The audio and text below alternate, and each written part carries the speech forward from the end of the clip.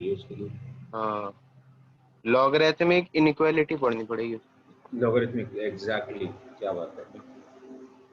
Hello Shiva, बच्चा तुम भी अभी जेई की प्रिपरेशन? Yes sir. ओके, और जेई कोई सा अटेम्प्ट दिया अभी तक? फेब में दिया था। क्या बना परसेंटेज? ज़्यादा नहीं थी, 60% थी, बस और ऐसे ही दे दी थी। कोई दिक्कत नहीं है। और मैथ्स में क्या परसेंटेज रहा? मैथ्स में मुझे ऐसे इंडिविजुअली याद नहीं है। उसका मुझे याद नहीं है एक्चुअली में। कोई इशू नहीं है। और ये बता, मैथ्स पसंद है वैसे? कैसा लगता है मैथ्स? हाँ, मैथ्स तो फेवरेट सब्जेक्ट है। अरे क्या बात है, एक सेकंड रुको बस, मैं एक बार कंफर्मेशन ले लूँ कि और बच्चे आ रहे हैं या वी कैन स्टार्ट। अब मैं तुम्हें थोड़ा ओवरव्यू देता हूँ कि जेई के एग्जाम में ना मैथ्स एक ऐसा सब्जेक्ट है कि जो कभी धोखा नहीं देगा।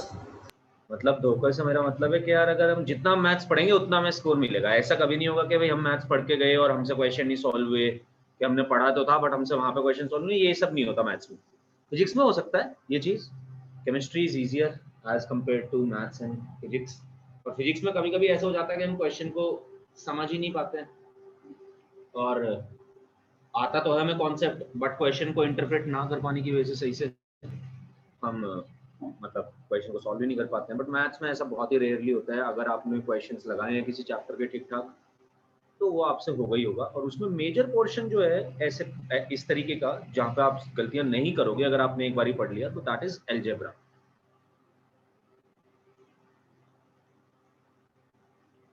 अलजेब्रा एक ऐसा पोर्शन है बच्चों कि जहाँ पे अगर हम पढ़ के जा रहे हैं ना चैप्टर, तो अपन को भाई फ्रूट मिलना ही मिलना है। इसकी कोई प्रॉब्लम ही नहीं है, मतलब इसकी कोई टेंशन ही नहीं है। बस हाँ, हमने इनफ क्वेश्चंस लगाए हुए हैं।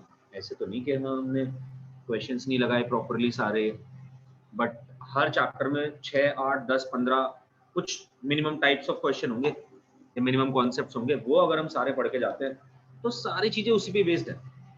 और मैथ्स और फिजिक्स करते भी तो यही है कि घुमाते रहते हैं आपस में क्वेश्चंस को। क्वेश्चन को थोड़ा 2-3 कॉन्सेप्ट मर्ज कर देंगे, क्वेश्चन थोड़ा और अच्छा बन जाएगा। अब डोमेन में लोगरिथमिक इनइक्वालिटीज डाल देंगे, क्वेश्चन और अच्छा बन जाएगा। पता क्या होना चाहिए? डोमेन तो पता ही होना चाहिए, साथ साथ लोगरिथम भी सॉल्व करना आना चाहिए, लोगरिथमिक इनइक्वालिटीज भी आनी चाहिए, जो अभी हम बात कर रहे थे। तो मतलब वैसे जैसे इनइक्वालिटीज का अभी हम यही बात करते हैं कि इनइक्वालिटीज 3-4 जगह यूज होती है। अब उसके लिए अगर तुम्हें सपोज मैक्सिमम मिनिमा आता है या इंक्रीजिंग डिक्रीजिंग तो आता है, इसका कॉन्सेप्ट तो हमें पता है जी कैसे निकालना है। एफ डैश एक्स अगर हमारा ग्रेटर देन 0 होगा तो इंक्रीजिंग होगा फंक्शन, स्ट्रिक्टली इंक्रीजिंग होगा। और अगर F dash x less than 0 होगा तो स्ट्रिक्टली डिक्रीजिंग होगा। अगर ग्रेटर देन इक्वल टू 0 होगा तो इंक्रीजिंग होगा, और लेस देन इक्वल टू 0 होगा तो डिक्रीजिंग होगा। अब ये तो तुम्हें पता है, बट तुम सॉल्व ही नहीं कर पा रहे सपोज इनइक्वालिटी को, तो वहां पे प्रॉब्लम है। अगर हम इनइक्वालिटी को सॉल्व नहीं कर पा रहे तो क्वेश्चन नहीं होगा। तो प्रॉब्लम यही है मैथ्स की। बस थोड़ी सी प्रॉब्लम ये है कि भाई अगर आपको अलजेब्रा पढ़ना है तो पूरा अलजेब्रा पढ़ना पड़ेगा। मतलब ऐसे नहीं कि हम सिर्फ थोड़ा थोड़ा चैप्टर पढ़ के और काम चला लेंगे। मतलब ऐसे भी है कुछ कुछ चैप्टर्स, बट कुछ चैप्टर्स ऐसे हैं कि जो हर जगह आएंगे, लाइक इनइक्वालिटीज, लाइक लॉगरिथम कहीं भी अप्लाई कर सकते हैं। सिमिलरली लाइक मॉड्यूलस, मॉड्यूलस कहीं भी आ सकता है तुम्हारा। वैसे ही अगर बाइनोमियल और पीएनसी को देखें तो दोनों साथ साथ चलते हैं। बट अगर हम बाइनोमियल को पढ़ के जाते हैं, एक क्वेश्चन हर साल आता है भाई। पीएनसी आप पढ़ के जाते हैं, एक क्वेश्चन हर साल आता है और सॉल्व होगा। मतलब ये नहीं कि आता है, सॉल्व होगा हमसे। अगर हमने 100 क्वेश्चन 150 क्वेश्चन लगा के गए हैं बाइनोमियल के और पीएनसी के, और 100-150 क्वेश्चन लगाना कोई बहुत बड़ी बात नहीं है, 2-3 दिन का काम है। एक चैप्टर 2-3 दिन में तुम्हें 4 नंबर दे सकता है। मतलब ऐसे सोचो इस चीज को। और वो तो तब जब तुम फिजिक्स केमिस्ट्री भी पढ़ रहे हो। अगर तुमने पूरा दिन बैठ के मैथ्स करा तो 100 क्वेश्चन तुम दिन भर में भी कर सकते हो सॉल्व। भाई वहां तो 25 करने एक घंटे में, तो 100 क्वेश्चन अगर हमें घर पे करने हैं, और अब तो तुम 12th के बाद आ चुके हो तो तुम्हें मेहनत करने की थोड़ी आदत भी हो चुकी है। अगर 11th में होता है बच्चा तो फिर भी उसे पता नहीं होता कि हाँ कैसे करना है सॉल्व, क्या करना है, थोड़ा गाइडेंस नहीं होती सही। बट तुम लोगों को पता होती है बहुत सारी चीज़ें, तुम पढ़ के आ चुके हो 11th-12th, तो तुमसे ज़्यादा हमें भी नहीं बोलना पड़ता और तुम इजीली काम कर लेते हो ज़्यादा, मतलब सारे जो तुम्हें बताया जाता है। वैसे ही कॉम्प्लेक्स नंबर है, एक क्वेश्चन हर साल आना है भाई। सीक्वेंस एंड सीरीज है, एक क्वेश्चन हर साल आना है। मतलब एक तो आने ही आना है, इनफैक्ट 2 भी आ सकते हैं सीक्वेंस एंड सीरीज से। तो तो 4 तो ये हो गए भाई, 4 चैप्टर तो हमारे अलजेब्रा के। एक क्वाड्रेटिक इक्वेशन है, आना ही आना है question. 5 matrices determinant, 7 then probability, 8। मतलब अराउंड 35% पोर्शन, 35 to 40% पोर्शन हमारा पेपर में जो होता है वो अलजेब्रा का होता है। और अलजेब्रा एक ऐसी चीज है कि जिसे अगर हम लगा के जाएंगे तो भाई बिल्कुल पक्की बात है कि आंसर मिलेगा और ऑप्शन भी मिलेगा और क्वेश्चन भी सॉल्व होंगे और मार्क्स भी मिलेगा। अब जैसे कैलकुलस है, तो कैलकुलस यार थोड़ा, कैलकुलस के लिए वर्ड भी यूज ये होता है ड्रेडेड कैलकुलस। थोड़ी स्कैरी है मतलब, कि मतलब वहां पे हाँ हम नहीं कह सकते कि इंटीग्रेशन हमने तैयार करा है बट हम क्वेश्चन सॉल्व कर ही लेंगे, क्योंकि कैलकुलस में हमें अपनी स्किल भी चाहिए। अपनी स्किल से मतलब कि हमें क्वेश्चन के सॉल्व करने की टेक्निक भी आनी चाहिए या प्रैक्टिस थोड़ी एक्सटेंसिव होनी चाहिए। वहाँ पे आपका 150 क्वेश्चन से काम नहीं चलेगा शायद, वहाँ पे आपको 300 क्वेश्चन लगाने पड़ेंगे एक चैप्टर के, तब जाके आप उस चैप्टर पे थोड़ा कमांड मिलेगा आपको। यस सर, मुझे थोड़ा इसी में अलजेब्रा में ही है, क्योंकि मैंने इतनी हायर लेवल की पढ़ी नहीं है। मैंने कोचिंग वगैरह नहीं करी मैथ्स में, ओके होम ट्यूशन ही करी थी। तो उन्होंने बेसिक लेवल पढ़ाया था और एग्जाम्पलर में से कराए थे क्वेश्चन। बाकी कैलकुलस और मतलब कैलकुलस वगैरह तो मेरा स्ट्रॉन्ग है, मैं कर लेती हूँ उसके क्वेश्चंस ऐसे। ओके। अलजेब्रा बहुत स्कोरिंग टॉपिक है, इसीलिए मैंने अलजेब्रा भी उठाना भी है और अलजेब्रा हमें अच्छे से करके जाना है, काफी स्कोरिंग मतलब अगर हम चैप्टर अभी देखते जाएंगे, देखो अभी क्वेश्चंस लगाते जाएंगे। अब ऐसा तो है नहीं, देखो पूरे मैथ्स में ऐसा तो हम कभी नहीं बोल सकते कि हाँ जी ये टॉपिक हमें आ गया है अब हमसे आप कुछ भी पूछ लो इसमें, ऐसा तो मतलब मैं भी नहीं बोल सकता। अगर फ्रैंकली मैं आपसे बोलूं, या मैं क्या कोई भी अगर बंदा ये कहता है कि हाँ जी मैं मैथ्स में बाप हूँ सबका, नहीं भाई कोई नहीं है। हर चैप्टर से ऐसे क्वेश्चन बन सकते हैं कि जो सॉल्व ही नहीं होंगे, बट अपन के वो क्वेश्चन आते ही नहीं है। मतलब आपसे ये थोड़ी पूछा जा रहा है वहाँ पे कि गेम की भाई आप आपसे कोई मतलब वहाँ पे वो कंपटीशन लगा के थोड़ी बैठे कि हाँ मैं ऐसे क्वेश्चन दूंगा कि इससे सॉल्व नहीं होंगे।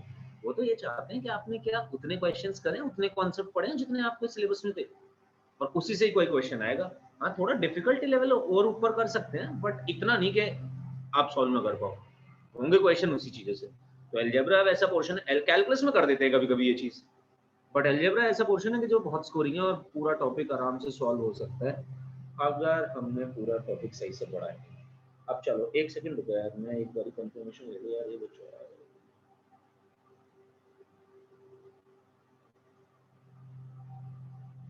चलो तब तक मैं तुम्हें पहले थोड़ा सा ओवरव्यू दे देता हूँ अलजेब्रा का कि क्या क्या चीजें हैं हमारे पास अलजेब्रा में।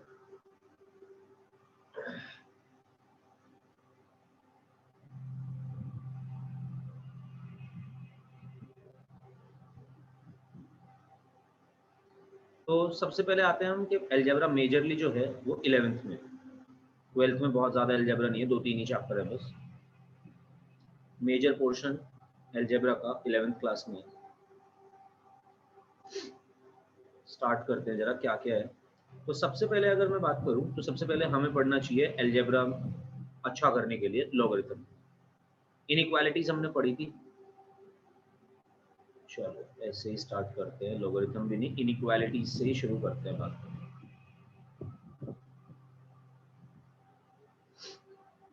तो इनइक्वालिटीज, इसमें लीनियर इनइक्वालिटीज भी हो सकती हैं, इसमें लॉगरिथम इनइक्वालिटीज भी हो सकती हैं, इसमें मॉड्यूलस भी हो सकता है। यानी कि इनइक्वालिटीज के अंदर ही मैं आपको लॉगरिथम भी पढ़ाऊंगा, लीनियर इनइक्वालिटीज भी पढ़ाऊंगा,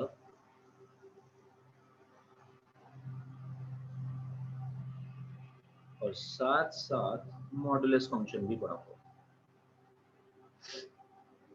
second is quadratic equation,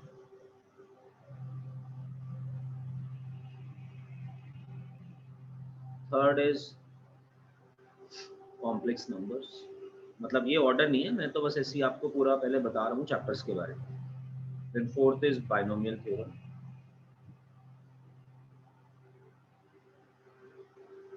then fifth is PNC, permutation and combination.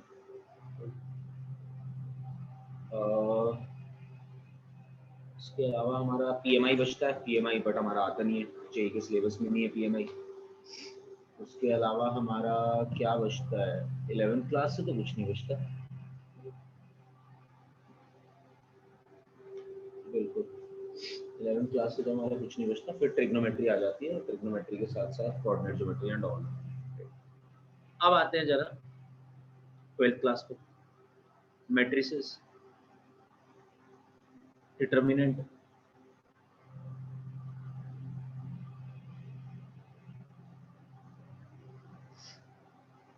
और वैसे तो प्रोबेबिलिटी अलग ही कंसिडर होता है, बट मैं तो प्रोबेबिलिटी को मतलब प्रोबेबिलिटी अलजेब्रा में कंसिडर होता है, बट मैं तो प्रोबेबिलिटी को अलग ही कंसिडर करता हूँ।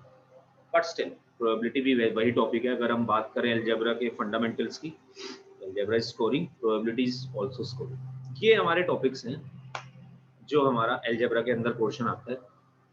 और सॉरी, एक तो बच्ची गया, sequence and series, very important.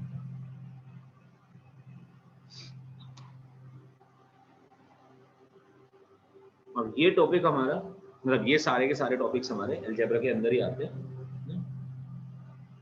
और अब इसके बाद बात करते हैं। अब आप मेरे को बताओ कि कौन से टॉपिक से हमें स्टार्ट करना चाहिए, जो आप दोनों की चॉइस हो, जिस पे आप दोनों एग्री कर रहे हो, वहां से हम स्टार्ट कर सकते हैं जहां से आप चाहो। सर अलजेब्रा में इसमें कोऑर्डिनेट ज्योमेट्री और वेक्टर 3D भी तो होता है। वेक्टर 3D और कोऑर्डिनेट ज्योमेट्री पूरा कोऑर्डिनेट ज्योमेट्री में ही होता है, अलजेब्रा में नहीं होता है। अच्छा अच्छा ठीक। बट उसकी बात भी कर लेंगे, वो कोई दिक्कत नहीं। हाँ शिवा बोलो। इनइक्वालिटी से स्टार्ट कर देता है। चलो ठीक है, इनइक्वालिटी से स्टार्ट कर लेते हैं। अच्छी चॉइस है, क्योंकि इनइक्वालिटीज जैसे कि हमने अभी बात कर रहे थे, हम यही बात कर रहे थे एग्जैक्टली। ये एक ऐसा टॉपिक है कि जो बार बार आपका हर चैप्टर में आएगा, काफी चैप्टर्स में मतलब ये काम आएगा ये टॉपिक। और इनइक्वालिटीज में हम साथ साथ 2-3 चीजें और पढ़ लेंगे, और एक इम्पॉर्टेंट मेथड वेवी कर्व, वो भी हम पढ़ेंगे।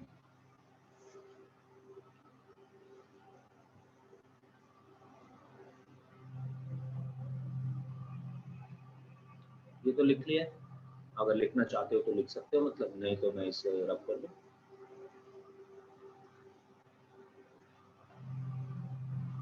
सर तो मतलब अपने कोर्स में हम ये सारे चैप्टर करेंगे?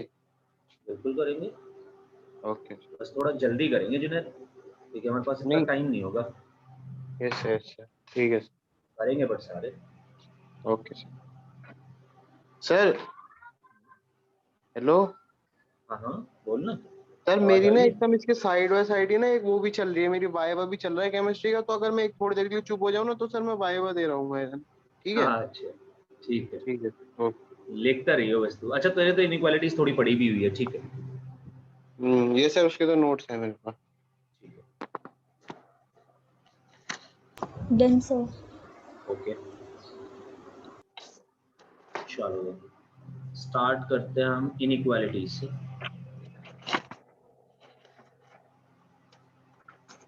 तो सबसे पहली बात कि इनइक्वालिटीज होती क्या है। हमने इक्वालिटीज पढ़ी है, इक्वेशंस पढ़ी है। इक्वेशंस मतलब इक्वालिटीज मतलब कि इक्वल्स टू का साइन आएगा। पर जब ये जुनैद शायद तेरा माइक अनम्यूट हो गया, तो म्यूट कर ले इसको। तो अगर हम इनइक्वालिटीज की बात करें तो इनइक्वालिटीज में हमारे पास तो इनइक्वालिटीज में हमारे पास जो साइंस होंगे वो ऐसा हो सकता है, this is greater than, this is lesser than, this is greater than equals to, this is lesser than equals to, right. At the place of equals to. तो इनइक्वालिटीज की अगर मैं बात करूं तो ये सारे चारों साइंस यूज होंगे एट इक्वल्स टू की जगह। जो इक्वेशंस होती है उसी में अगर हम इक्वल्स टू की जगह चारों साइन में से कोई सा भी एक रिप्लेस कर दे तो हम उसको बोल सकते हैं इनइक्वालिटी या इनइक्वेशन भी। इसका नाम इनइक्वेशन भी, तो सिर्फ इनइक्वालिटीज नहीं इन बोल सकते हैं इसको। तो सपोज फॉर एग्जांपल जैसे कि a ग्रेटर देन b, या फिर कभी हमें ये दिया जाता है, इसका मतलब ये भी है a minus b is greater than 0, यानी कि हमें ये भी इसका ये मतलब भी है that a minus b is positive. इसको हम ऐसे भी देख सकते हैं। तो इसी तरीके से हमें इनइक्वालिटीज में कोई भी साइन यूज करने के लिए दिया जा सकता है। अगर a ग्रेटर देन b दिया गया है तो इस बात का ये मतलब है कि b की चाहे जो वैल्यू हो, a की वैल्यू हमेशा इससे बड़ी हो। अगर ग्रेटर देन इक्वल्स टू दिया गया है, सिमिलरली लेस देन भी बिहेव करेगा कि a लेस देन b का मतलब होता है कि b हमेशा a से बड़ा होगा, और a greater than equals to b का मतलब है कि a b के बराबर भी हो सकता है या a b से बड़ा भी हो सकता है, राइट। तो मैं इसको ये बोल सकता हूं a minus b is greater than 0। इसका ये मतलब है अब देखो इसको समझो, ये पॉजिटिव था, पॉजिटिव मतलब ये 0 से हमेशा बड़ा रहेगा, 0 के कभी बराबर नहीं होगा। बट अगर 0 के बराबर हो सकती है कोई वैल्यू तो उसको हम बोलते हैं नॉन नेगेटिव। शिव भाई बात ध्यान से सुनिए मेरी, मैं 2 चीजें बताने वाला हूं। तो नॉन नेगेटिव और पॉजिटिव में थोड़ा सा डिफरेंस है, हमें लगता है जैसे दोनों सेम है बट सेम नहीं है। सपोज पॉजिटिव इंटीजर्स मुझसे किसी ने पूछे, तो पॉजिटिव इंटीजर्स का मतलब होगा 1 2 3 4 अप टू इंफिनिटी। बट अगर मुझसे किसी ने नॉन नेगेटिव इंटीजर्स पूछे, तो नॉन नेगेटिव का मतलब पॉजिटिव नहीं है, नहीं, ये तो आपने लगा लिया। मतलब नॉन नेगेटिव का मतलब एक्चुअली तो इंग्लिश तो ये बोलती है, नॉन नेगेटिव का मतलब ये है कि जो नेगेटिव ना हो। जो नेगेटिव ना हो वो या तो पॉजिटिव हो सकता है या फिर न्यूट्रल भी हो सकता है। 0 is a neutral integer, always remember this, 0 is a neutral integer. तो 0 इज अ न्यूट्रल इंटीजर का मतलब है कि अब आप आंसर ये दे सकते हैं। वैसे ही अगर मैं आपसे बोलता हूं नेगेटिव इंटीजर्स, तो क्या होना चाहिए आंसर? -∞ to 0, माइनस -1, -1 से, हाँ। -2, -3 अप टू -∞, बिल्कुल। और अगर मैं पूछता हूँ नॉन पॉजिटिव इंटीजर्स, 0 to -∞. बिल्कुल।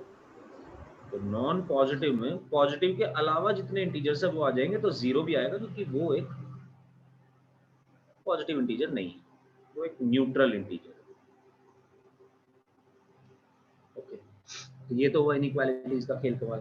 अब जरा थोड़ी सी बेसिक प्रॉपर्टीज देख लेते हैं। बेसिक प्रॉपर्टीज जैसे तो बहुत सारी है, 25-26 प्रॉपर्टीज है इसकी, बट ज्यादा समझने वाली है, कुछ ही चीजें याद करने वाली है। पर इससे हमें पूरा आइडिया लग जाएगा कि हम क्या करने वाले हैं। तब हम क्वेश्चंस पे जाएंगे तो हमें काफी पता होगी चीजों के बारे में। चलो, suppose a greater then b दिया हुआ है, एक नंबर है a which is greater than b and b greater than c दिया होगा। तो इस बात का मतलब ये होगा कि a c से बड़ा होगा। क्लियर है? ये तो सेल्फ एक्सप्लेनेटरी है खुद में। वैसे ही इन जनरल इसको मैं ये भी बोल सकता हूँ कि सपोज a1 किसी नंबर a2 से बड़ा है, a2 किसी दूसरे नंबर a3 से बड़ा है, a3 किसी तीसरे नंबर a4 से बड़ा है, और यही सीरीज चलती जा रही है an तक। तो a1 भी an से बड़ा होगा, ऑब्वियसली बड़ा होगा, क्योंकि a2 a3 a4 a5 up to an-1 ये सब an से बड़े हैं। तो ये भी सिमिलरली इसी की सीरीज पे है कि अगर एक नंबर दूसरे नंबर से बड़ा है और वो दूसरा नंबर किसी तीसरे नंबर से बड़ा है, तो पहला नंबर तो तीसरे से बड़ा होगा ही होगा। कोई एग्जांपल भी लेके देख सकते हैं आप, 4 2 2 1, 4 is greater than 2, 2 is greater than 1, तो obviously 4 is greater than 1 as well। तो यहीं से हम इसको ऐसे भी बोल सकते हैं कि a1 an से भी बड़ा होगा। Second,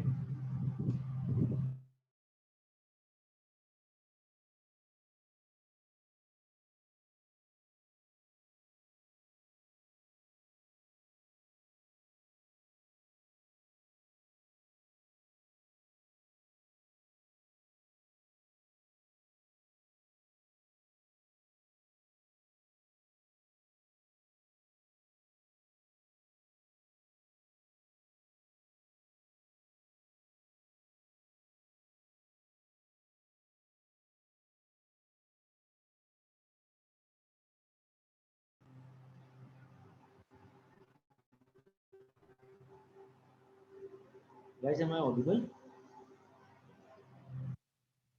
hello, sir Yes, sir. Am I okay? क्या तुमने लिखी थी ये चीज प्रॉपर्टीज वाली? Yes, sir. Properties लिखी थी। सेकंड भी लिख ली थी? सेकंड नहीं लिखी थी। फर्स्ट लिख ली थी? Yes, sir. मेरे नेटवर्क में शायद कुछ प्रॉब्लम हो रही थी एकदम से, तो तूफान चल रहा है ना आजकल। ओके, सेकंड में बताता हूँ दोबारा।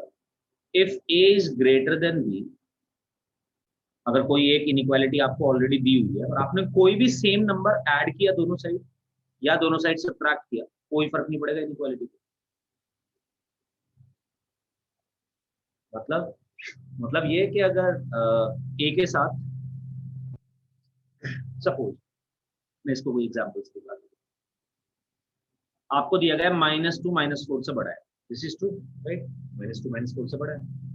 अब आप दोनों साइड पे कोई भी नंबर ऐड कर सकते हो, कोई भी नंबर सबट्रैक्ट कर सकते हो, इस इनइक्वालिटी का साइन चेंज नहीं होगा। मैं क्या कह रहा हूँ, मैं कह रहा हूँ आपने दोनों साइड 10 ऐड कर दी, कोई दिक्कत नहीं है। यहाँ पे देखो 8 बना, यहाँ पे देखो 6 बना, या आप कुछ भी ऐड कर दो, 100 कर दो दोनों साइड, कोई फर्क नहीं पड़ता right? इसीलिए या आप सबट्रैक्ट करके देख लो कोई भी नंबर, -10 कर लेते चलो, ये देखो अगर मैं -10 करता हूँ तो इधर बनेगा -12, इधर बनेगा -40। तो अगर मैं कोई भी नंबर को सेम नंबर ऐड या सबट्रैक्ट कर रहा हूँ दोनों साइड, तो उसको मैं बोलूंगा इनइक्वालिटी तब भी सेम ही रहेगी। अच्छा, मैं बताने वाला था ये, दिस इज फॉर ऑल, मतलब कोई भी सी अगर आप बिलोंग्स टू रियल नंबर लेते हैं, मतलब सी अगर कोई भी रियल नंबर है, any real number from -infinity to +infinity, आप इसमें ऐड या सबट्रैक्ट करते हैं कोई फर्क नहीं पड़ेगा, इनइक्वालिटी तब भी वैसी ही रहेगी। Sorry, this is not equals to, this is only greater than, ये इक्वल्स टू नहीं होता, गलती से लगा दिया। मतलब इक्वल्स टू तब होता अगर यहाँ पे भी इक्वल्स टू होता, नहीं तो नहीं है। Third property, third is important property, कि अगर आपका ए बी से बड़ा है, देन दो केसेस हैं। First cases m greater than 0, अगर m पॉजिटिव है,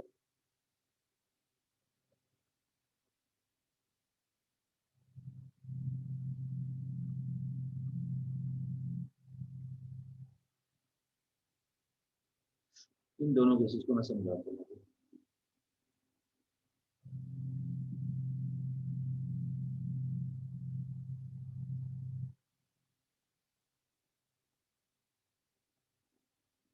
ये दोनों केस ये कह रहे हैं कि अगर सपोज एक बी से बड़ा है, एक इनइक्वालिटी आपको दी हुई है, ऐसे समझो इस बात को, तो आप कुछ भी ऐड या सबट्रैक्ट कर सकते हो, बस सेम नंबर को ऐड या सबट्रैक्ट करना है दोनों साइड को, ये दोनों काम आप कर सकते हो। बट अगर आपको एक इनइक्वालिटी ऑलरेडी दी हुई है और आपसे बोला जाता है कि अब आपको कोई नंबर मल्टीप्लाई करना है, दोनों साइड सेम ही नंबर है बेशक जो मल्टीप्लाई करना है, या डिवाइड करना है, सेम नंबर से डिवाइड करना है दोनों साइड, तो आपको ध्यान रखना पड़ेगा कि आप पॉजिटिव नंबर से मल्टीप्लाई कर रहे हो, नेगेटिव नंबर से मल्टीप्लाई कर रहे हो। कैसे, ये देखो, सपोज 4 इज ग्रेटर देन 2 दिया हुआ है और आपने किसी पॉजिटिव नंबर से मल्टीप्लाई या डिवाइड किया, तो दोनों सेम चलेंगे। पहली बात तो ये समझते हैं, अगर हम पॉजिटिव नंबर से मल्टीप्लाई डिवाइड करते हैं तो इनइक्वालिटी का साइन चेंज नहीं होगा। चलो मैं इसको पहले 2 से मल्टीप्लाई करके दिखाता हूँ, अभी भी इनइक्वालिटी का साइन सेम ही है, 8 ग्रेटर देन 4 इज ट्रू। फिर मैं इसको 2 से डिवाइड करता हूँ दोनों साइड, तो दिस इज 2 ग्रेटर देन 1। 2 से डिवाइड करा 4 को 2 आया, 2 से डिवाइड करा 2 को 1 आया।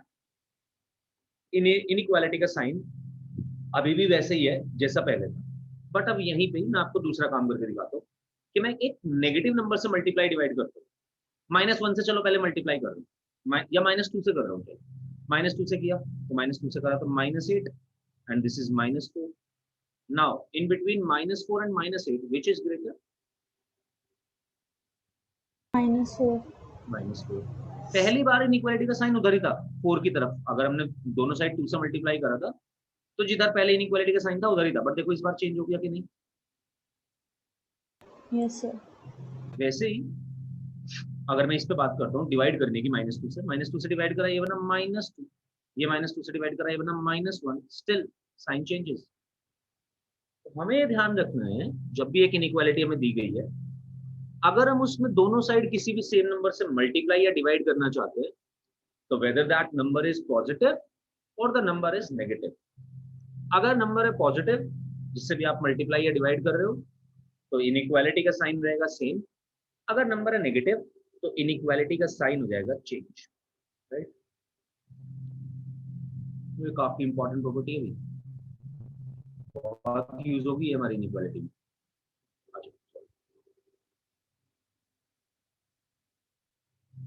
अगर आप एग्जाम्पल लिखना चाहते हो लिख लेना, हमने 2 से मल्टीप्लाई करा है, यहाँ पे 2 से डिवाइड किया है या फिर -2 से मल्टीप्लाई किया है या फिर -2 से डिवाइड किया है। अगर आपको लिखना है एग्जाम्पल, अगर आपको बात समझ आ गई तो कोई दिक्कत ही नहीं, आपकी चॉइस है।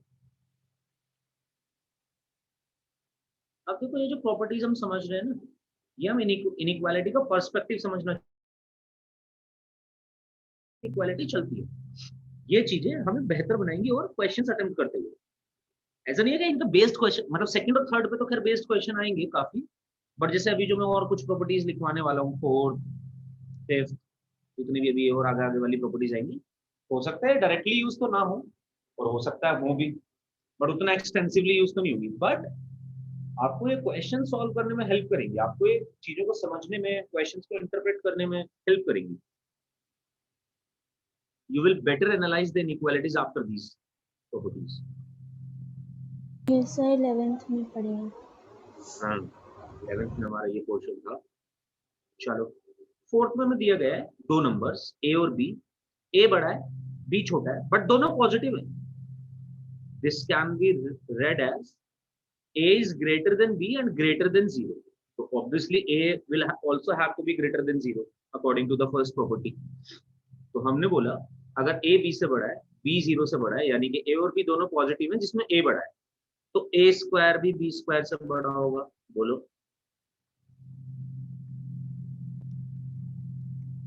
समझ लो यस सर। ना, जैसे 4 और 2, कोई भी एग्जांपल ले लो खुद से। Yes sir. और दूसरी बात, मॉड a मॉड b से बड़ा होगा। वैसे तो मॉड की जरूरत नहीं है, पर मॉडुलस क्या करता है शिवा, बता जरा, क्या काम है मॉडुलस का? पॉजिटिव करता है नंबर को, अगर नेगेटिव होता है। अगर नेगेटिव वैल्यू दी हुई है तो उसको पॉजिटिव बना देगा, बिल्कुल। पर देख यहाँ पे तो मैं ऑलरेडी पॉजिटिव दी गई है, तो कोई रोल ही नहीं था मॉड का। वैसे तो मॉड ए ही होगा, मॉड बी बी होगा, राइट।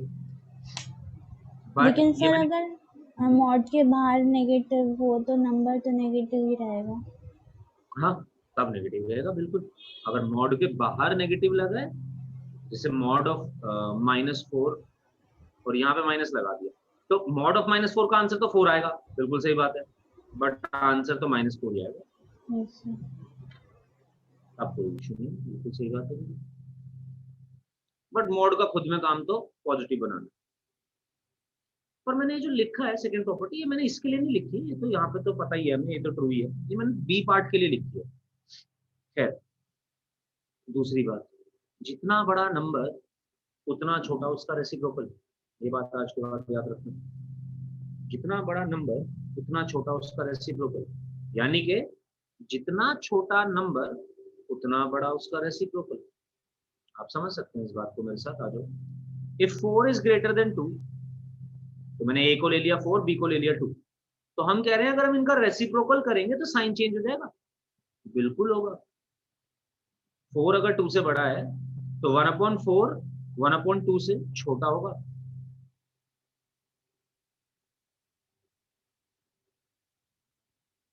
अच्छा जुनेद, ठीक है ठीक है ठीक है, कोई बात नहीं,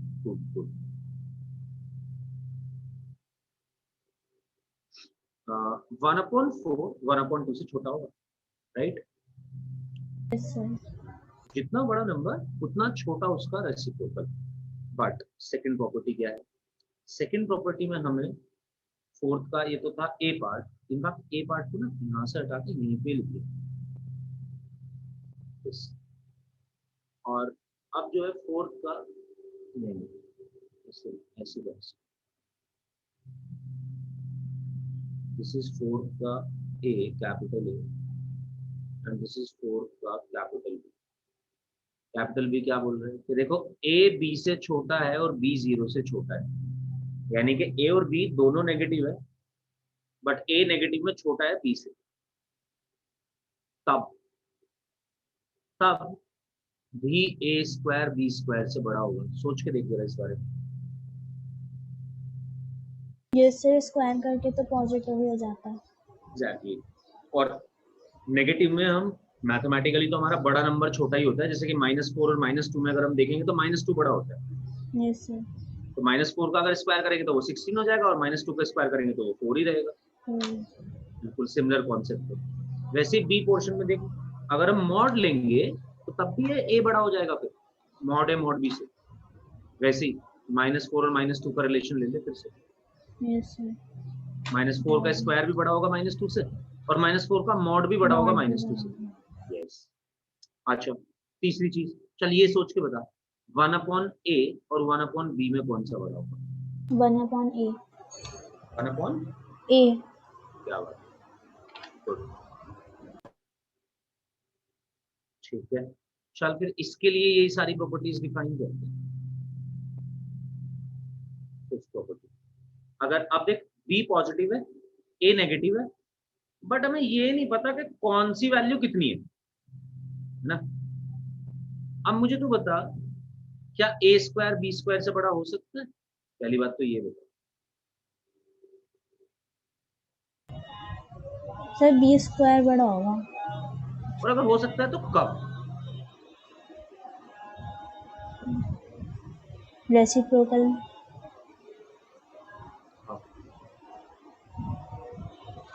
बस am I audible बच्चों? ये सर बीच में वॉइस ब्रेक हो गई थी। अच्छा, एक हाँ, तो मैं ये बता रहा था कि देख हमारे पास गिवन है ना, वो ये गिवन है कि b is greater than 0, b positive है, and we have to tell कि a² b² से बड़ा हो सकता है। हमें a और b के बारे में नहीं पता। सबसे पहली बात, क्या a² b² से बड़ा?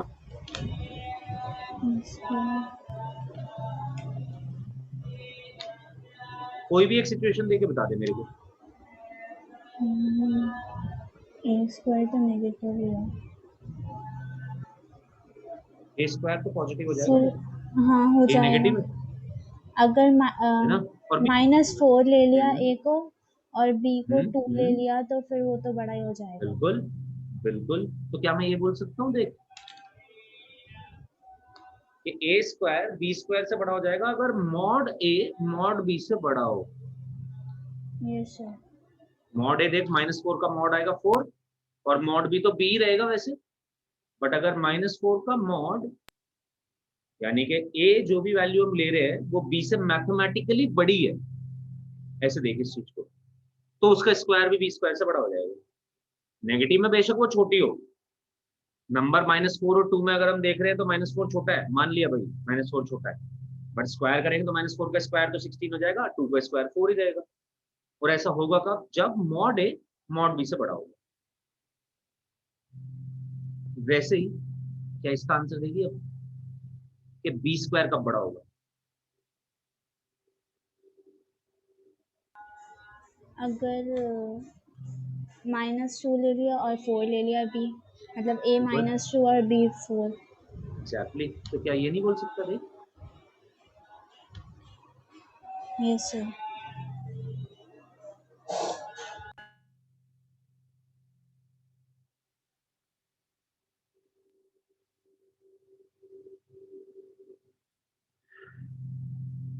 ठीक है, ये सब अंडरस्टैंडिंग के लिए है तेरी, बस तेरे को समझ आनी चाहिए सब बातें कि हाँ हाँ ऐसा हो सकता है। थर्ड और फोर्थ इंपॉर्टेंट थे प्रॉपर्टीज, क्योंकि ये हमारे सॉरी सेकंड एंड थर्ड काफी यूज होंगे, these are important properties, but ये तो अंडरस्टैंडिंग के लिए है ज्यादा देर। ये तो नोट कर लिया था ना बच्चों? यस सर, नोट कर लिया। चलो अब कुछ और देखते हैं चीजें जो जो भी हमारे काम आएंगी। सो अगर सपोज हमें ये दिया गया है,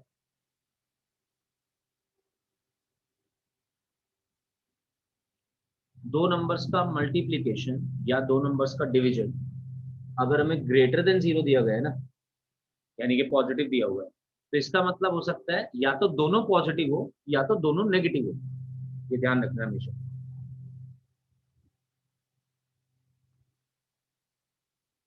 खुद से सोच के देखो इस बारे में। अगर दोनों पॉजिटिव है तब तो खैर दोनों का मल्टीप्लिकेशन पॉजिटिव हो गई होगा, या यस दोनों का सर। डिवाइड भी पॉजिटिव हो गई होगा, बट अगर दोनों नेगेटिव हैं तब भी दोनों का मल्टीप्लिकेशन और दोनों का डिवाइड पॉजिटिव। पॉजिटिव होगा। बिल्कुल,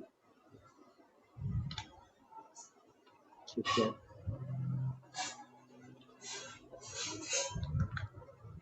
अब अगर मान ले तेरे को एक चीज और देखते हैं, ये रब कर दूं, यस सर, पूरा रब कर दीजिए। सिक्स भी कर लिया ना। Yes sir.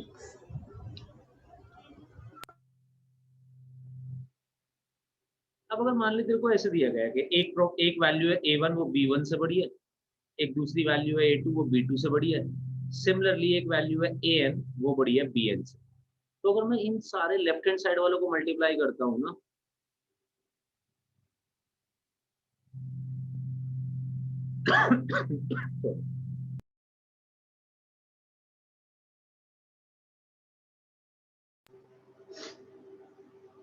हाँ जी, A1 बड़ी है B1 से, A2 बड़ी है B2 से, एंड सिमिलरली AN बड़ा है BN से, और सारे के सारे पॉजिटिव भी हैं। तो अगर मैं लेफ्ट हैंड साइड वालों को मल्टीप्लाई करता हूं तो वो राइट हैंड साइड वाले के मल्टीप्लिकेशन से भी बड़े होंगे। बस हाँ, सारे पॉजिटिव नंबर्स होने चाहिए। अगर नेगेटिव हो गए तो गड़बड़ हो सकती है, बट अगर ऐसा है तो बिल्कुल।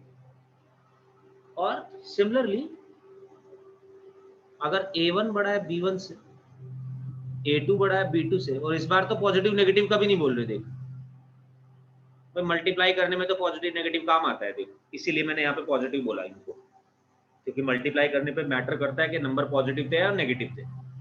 बट अगर मैं ऐड कर दूं लेफ्ट हैंड साइड को, तो वो तो हमेशा राइट हैंड साइड के एडिशन से बड़ी होगी होगी। डजेंट मैटर पॉजिटिव है नेगेटिव है,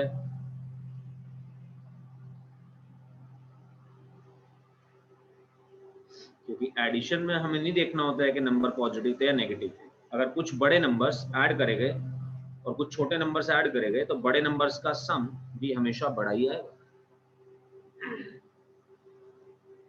ओके, एक और इंपॉर्टेंट बात, अगर कोई वैल्यू 0 से 1 के बीच में है बच्चों, अगर कोई वैल्यू 0 से 1 के बीच में, तो जितनी बड़ी हम उसकी पावर लेते हैं ना, उतना ही छोटा वो नंबर बनता जाता है। जैसे कि 1/2 ले लेते, 1/2 की पावर 1, 1/2, 1/2 की पावर 2, 1/4, एक और छोटा हो गया। Yes sir. क्यूब लेंगे और छोटा हो जाएगा। 8. तो बेसिकली अगर हमारे पास 0 से 1 के बीच में कोई नंबर है, तो उसकी जितनी बड़ी पावर्स लेते जाएंगे वो उतनी ही छोटी होती जाएगी। और इसके साथ साथ एक चीज और देख, मैं n को बोल रहा हूँ, ये q होता है रैशनल नंबर्स, q रिप्रेजेंट करता है सारे के सारे रैशनल नंबर्स को।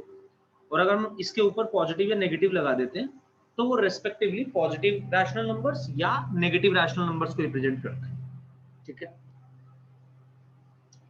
यानी कि मैं ये बोल रहा हूँ कि मेरे पास a कोई नंबर है जो 0 से 1 के बीच में, n एक नंबर है जो पॉजिटिव रैशनल नंबर है, यानी कि उसकी वैल्यू 1/2 भी हो सकती है, उसकी वैल्यू 1 भी हो सकती है, 2 भी हो सकती है, 3/5 भी हो सकती है, 10/4 भी हो सकती है, व्हाटएवर, बट पॉजिटिव है और रैशनल है। ठीक है, तो देख मैं दो बातें बोल सकता हूँ। फर्स्ट इज कि a की पावर n, यानी कि मैं a की कोई भी पॉजिटिव पावर लूंगा तो वो भी हमेशा 0 से 1 के बीच में आएगी। यही मैंने तेरे को एग्जांपल दिखाया यहाँ पे, 1/2 की कोई भी पावर ले ले, 0 से 1 के बीच में आएगा वो, हमेशा बाहर नहीं जाएगा। But yes sir. अगर उसकी नेगेटिव पावर ले ले तो वो बिल्कुल 1 से बड़ा हो जाएगा। ले ले 1/2 की पावर -1, क्या आएगा? 2 हो जाएगा। यस सर, 2 हो जाएगा। तो 1/2 की पावर -2, 4 हो जाएगा, और बड़ा होता चला जाएगा। तो यहाँ पे भी यही बोला गया कि अगर कोई नंबर 0 से 1 के बीच में है, राइट, और आपने उसकी कोई भी पॉजिटिव पावर ली तो वो नंबर हमेशा 0 से 1 के बीच में ही रहेगा। बट अगर आपने उसकी कोई भी नेगेटिव पावर ली तो वो 1 से बड़ा हो जाएगा। सिमिलरली ये भी काफी काम आने वाला है। दूसरी चीज, a और b कोई पॉजिटिव रियल नंबर्स है,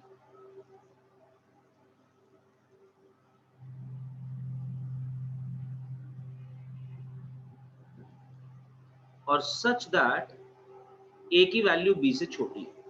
ठीक है, और n की वैल्यू भी हमें दी गई है फिर से कोई ना कोई पॉजिटिव रैशनल नंबर है, इसे लिख लियो अगर याद ना रहे तो। पॉजिटिव रैशनल नंबर, क्योंकि क्यू का सेट रैशनल को रिप्रेजेंट करता है। अच्छा जी, अब ए बी से छोटा था तो ए की अगर मैं कोई भी पावर लेता हूं तो वो बी की पावर से भी छोटी आएगी भाई, हमेशा हमेशा, अगर ए बी से छोटा है और ए और बी पॉजिटिव है तो ले ले कोई भी। चल 2 और 3 ले, एक दो केस लेता हूँ, एक बार लेता हूँ 2 और 3 और एक बार लूंगा दोनों को 0 से 1 के बीच में, राइट।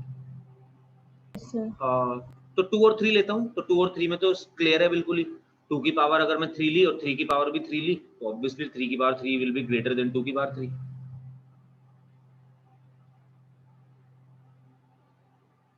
समझ ले, अगर बी बड़ा था, ठीक है। अब एक बार केस ले जरा 1/2 और 1/3 का। पहले तो मुझे ये बता 1/2 और 1/3 में बड़ा कौन सा है? 1/2। 1/2 की पावर मैंने 2 ली और 1/3 की पावर भी मैंने 2 ली। बता जरा 1/2 की पावर 2 क्या बनेगा? 1/4 and this would be 1/9. Still 1/4 is greater. Yes. तो अगर B और A दो नंबर्स दिए गए हैं तो जो भी बड़ा होगा उसकी पावर्स भी बड़ी ही होंगी हमेशा छोटे वाले नंबर से। दूसरा केस, अगर सपोज मैंने इनकी पावर नेगेटिव ले ली तो बदल जाएगा भाई, नंबर बड़ा था B पर पावर ले ली नेगेटिव तो नंबर हो जाएगा छोटा, क्योंकि रेसिप्रोकल बन जाएगा। और अभी अभी हमने देखा था कि जो नंबर बड़ा उसका रेसिप्रोकल छोटा। सी पार्ट,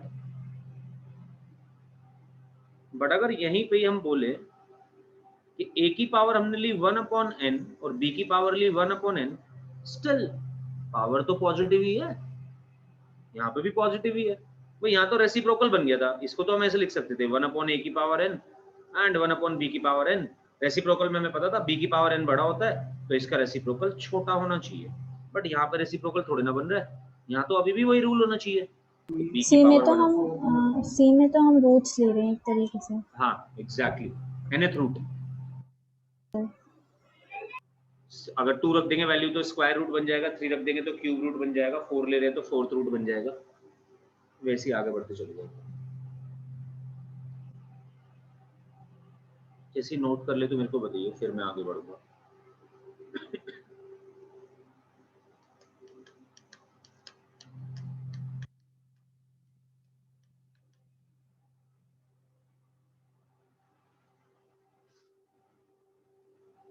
यहाँ पे लिख सकता हूँ मैं 9th के साथ ही 11th प्रॉपर्टी भी। देखो 9th में तो बताया गया है a की वैल्यू 0 से 1 के बीच में, 11th में मैं कह रहा हूँ a की वैल्यू ग्रेटर देन 1 है और n फिर से कोई पॉजिटिव रैशनल नंबर है, तो भैया कोई दिक्कत नहीं है। a की पावर अगर हम n लेंगे तो ग्रेटर देन 1 ही आएगा, 2 की पावर ले लो कुछ भी।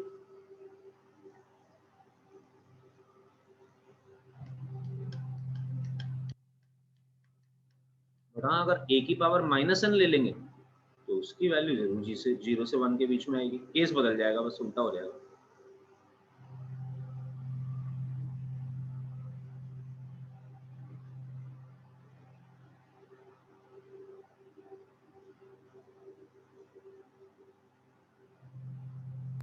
लिखिए सर। 11th भी? Yes sir. ओके,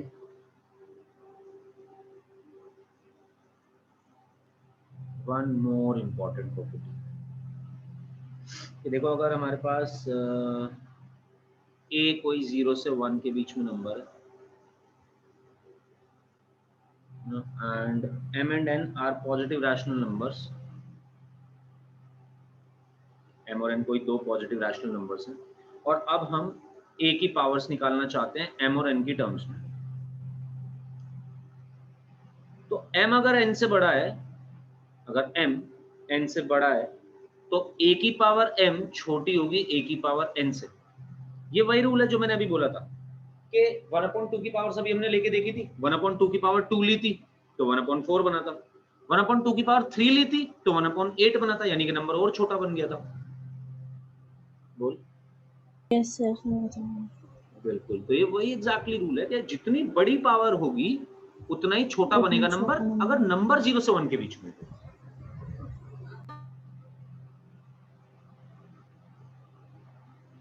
ये तो दोनों एक ही सेम ही प्रॉपर्टी है वैसे, बट यही चीज जो अभी अभी हमने बोली है बिल्कुल वैलिड नहीं होगी अगर a ग्रेटर देन 1 है, तो तब तो जो पावर बढ़ी वही नंबर भी बढ़ा। यानी कि अगर m बड़ा है n से, फिर तो a की पावर m ही बड़ी होगी a की पावर n से। ले ले a की वैल्यू 2 लेके देख ले, कोई भी 2 की जितनी बड़ी पावर करेंगे उतना ही बड़ा नंबर भी आएगा।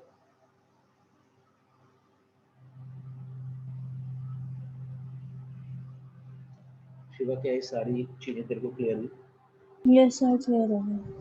ठीक है, चलो अब आ जाओ। अब हम करते हैं क्वेश्चंस करते हैं, उससे हमें काफी आइडिया लगेगा कि किस किस तरीके के क्वेश्चंस हो सकते हैं, कैसे कैसे क्वेश्चंस हमें करने चाहिए। चल, पहला सबसे basic question, 12x minus 6 is less than 0 and 12 minus 3x is less than 0. 12x minus 6 is less than 0 and 12 minus 3x is less than 0. We have to find x which satisfy both of the inequalities.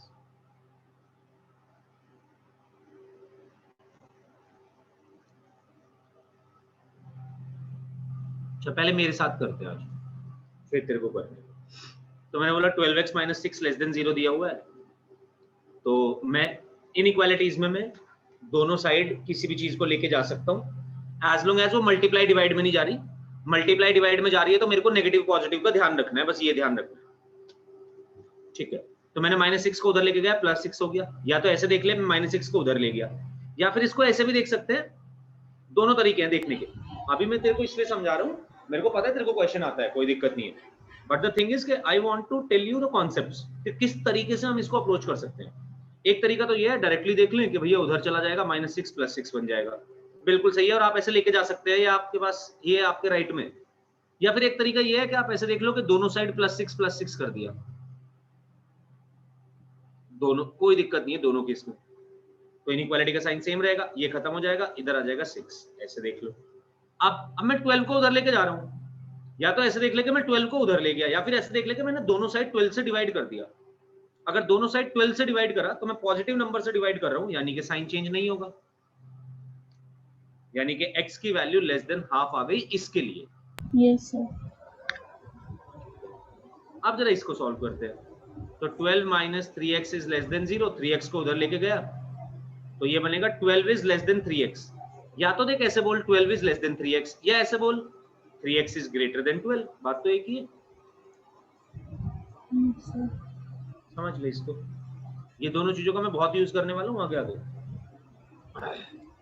मतलब मैंने inequality का sign तो change करा, पर मैंने actually को change नहीं करा, मैंने बस 3x को भी तो उठा के मैं लेफ्ट हैंड साइड पे ले आया। अगर मैंने इनइक्वालिटी का साइन चेंज करा, अगर हमें इनइक्वालिटी को रीड करना आता है तो हम इसमें कभी गलती नहीं करेंगे। रीड करने से मतलब है कि आपको ये ऐसे रीड करना है 12 is less than 3x और 3x is greater than 12। तो मैंने सेकंड केस में भी तो ये लिखा है 3x is greater than 12। Yes sir. 3 को उधर लेके जाता हूं तो x greater than 4 आ गया।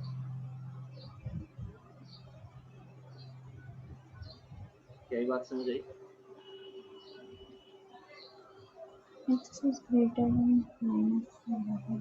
कर ले, समझ ले, और फिर मेरे को समझ के आंसर बताओ। और अगर कहीं भी प्रॉब्लम है तो मुझसे पूछ पहले तो।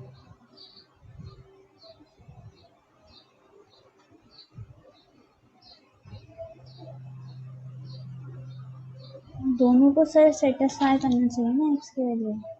दोनों को सेटिस्फाई करना चाहिए आंसर, तो क्या होना चाहिए आंसर? मेरा आ रहा है -4 to 1/2 हाफ। नहीं, सोच के देख एक बार और।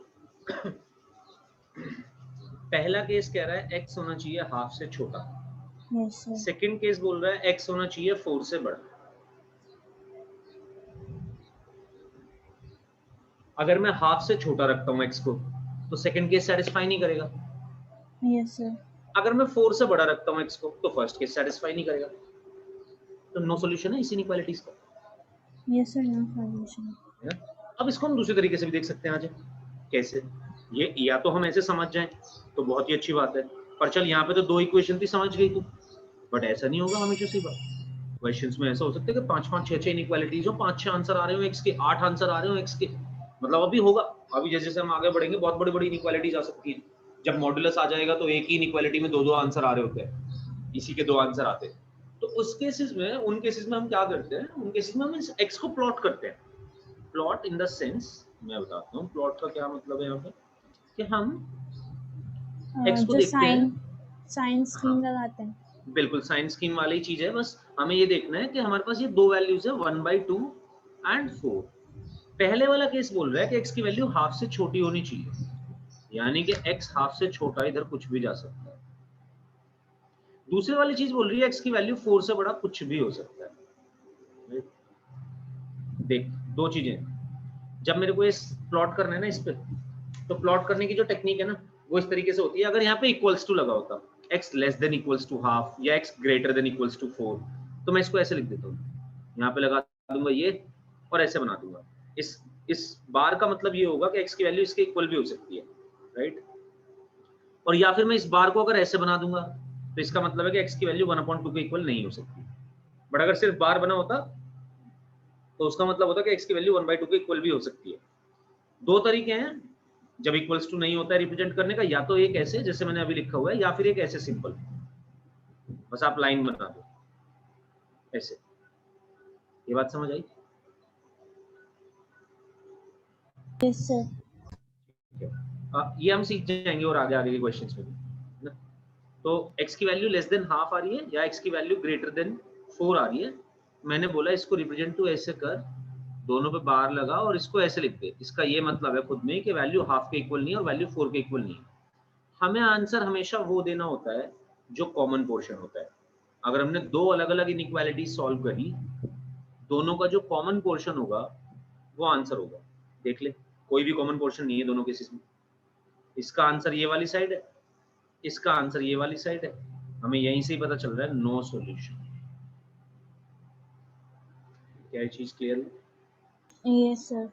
तो जब भी तेरे को डाउट हो ना, कभी भी तेरे को ऐसा लग रहा है कि मेरे को सर ये समझ नहीं आई बात कि मैं कैसे आंसर दूं, तो तू उसका ये प्लॉट कर दे, उसको उसको तू नंबर लाइन पे प्लॉट करके देख ले सॉल्यूशन को। हमेशा नंबर लाइन पे सॉल्यूशन प्लॉट करते ही तेरे को अपने आंसर में क्लैरिटी मिल जाएगी। सर वो तो अलग होती है, जैसे कि अगर इक्वेशंस में क्यूबिक इक्वेशन हो या कोई सी भी क्वाड्रेटिक वगैरह, तो उसके तो रूट्स अलग निकलते हैं। बिल्कुल, बस एक क्वेश्चन और करना है, उसके बाद हम उस पर पहुंचने वाले हैं। आज तेरे को वेवी कर्व भी सिखाना है। वेवी कर्व बड़ा इंपॉर्टेंट मेथड है भाई, वो हमारे बहुत काम आने वाला है। मतलब ये समझ ले कि इनइक्वालिटी सॉल्व करने के लिए हमें सबसे पहले वेवी कर्व ही सीखना पड़ता है। बट अभी तो हम बेसिक क्वेश्चन कर रहे हैं एकदम, तो वेवी कर्व की जरूरत नहीं आ रही। एक क्वेश्चन और करके मेरे को बता, तब मैं वेवी कर्व पे जाऊंगा। इससे नेक्स्ट चीज वही समझनी है।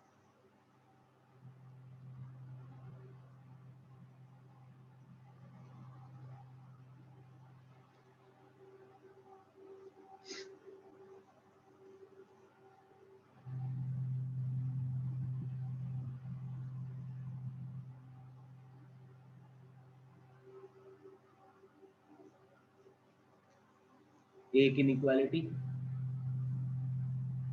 दूसरी इनइक्वालिटी।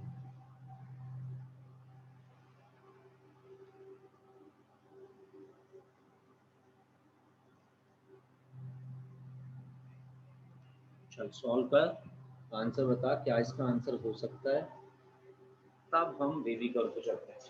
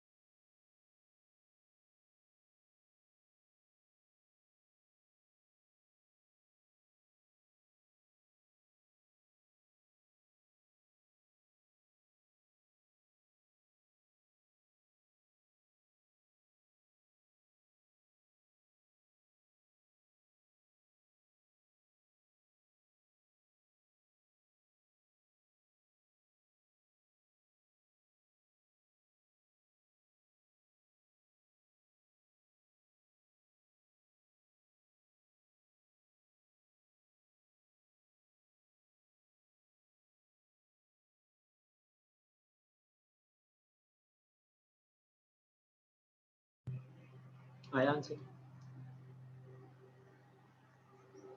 बस सेकेंड इक्वेशन सॉल्व करना। ठीक है कर लो। हाँ फर्स्ट वाली थोड़ी बड़ी थी।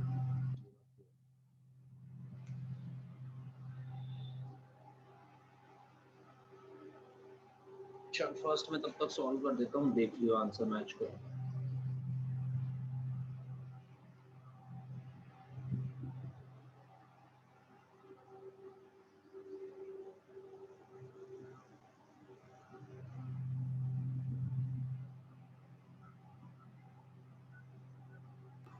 सर फर्स्ट की आ रही है x इज ग्रेटर देन -1 और सेकंड का x is greater then 10/3। x is greater than -1 and x is less than 10/3। बिल्कुल सही है, करेक्ट है। तो आंसर हो जाएगा -1 to 10/3, राइट? Yes sir. तो ये हो जाएगा -3x -k18x -k18 is less than x 4x +1 +4 this will be 22 and this would be -22, x would be greater than -1, correct है। x की वैल्यू ग्रेटर देन -1 आ रही है और इसको अगर हम इधर लेके जाएंगे 3x 10 तो x will be less than 10/3 आ जाएगी। यानी कि अगर दोनों को हम देखते हैं, दोनों में कॉमन पोर्शन जो होगा वो ये होगा, x बिलोंग्स टू -1 to 10/3। अच्छा ये इंटरवल देना आता है? यस सर आता है। ठीक है, चलो तो आगे बढ़ते हैं अपना जरा मेन काम की तरफ। एक सेकंड देखते हैं।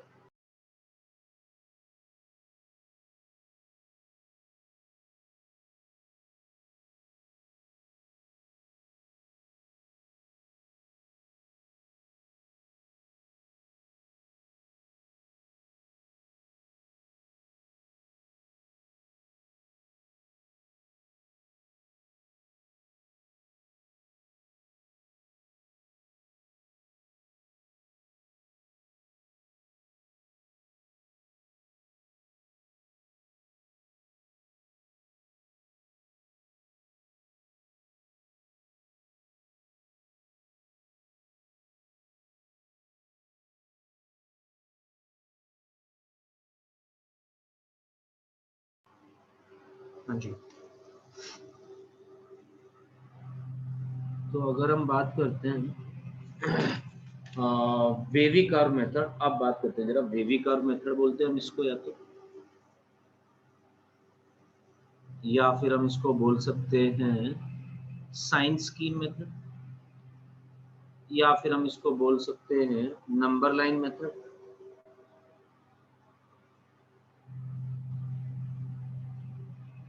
सब इसी के नाम।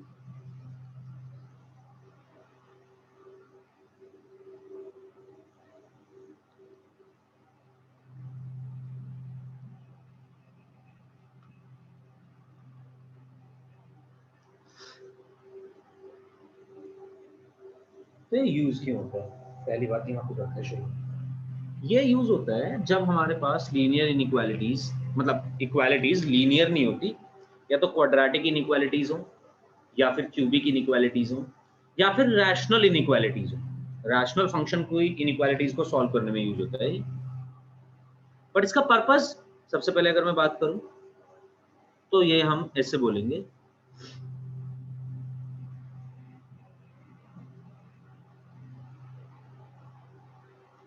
इसका पर्पस है to get the sign of a rational function. Now first of all what is a rational function? Rational number कैसा होता है पता चल रहा है?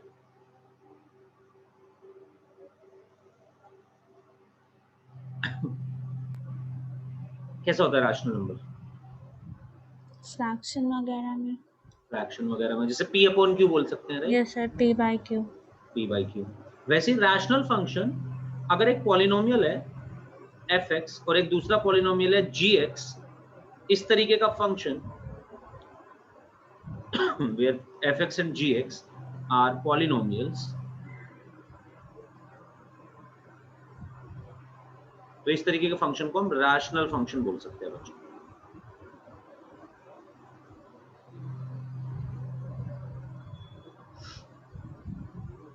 और इस तरीके के क्वेश्चंस को अगर हमें सॉल्व करना है, यानी कि इनका साइन निकालना है, तो उसके लिए रैशनल फंक्शन यूज होगा, राइट। अब इसके एग्जांपल्स देखते हैं, कुछ बहुत सारे एग्जांपल्स हो सकते हैं वैसे तो इस केस में, है ना। जैसे कि देख, 4 तरीके की इनइक्वालिटी बन सकती हैं। fx upon gx could be greater than 0, fx upon gx could be less than 0, fx upon gx could be greater than equal to 0, या fx upon gx can be less than equal to 0। ये चारों तरह की चीजें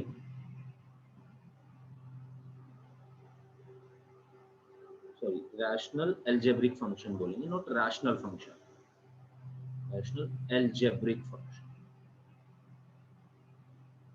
क्योंकि सिर्फ polynomial ले रहे हैं तो इसलिए अलजेब्रिक वर्ड यूज करना is important, are known as rational algebraic inequalities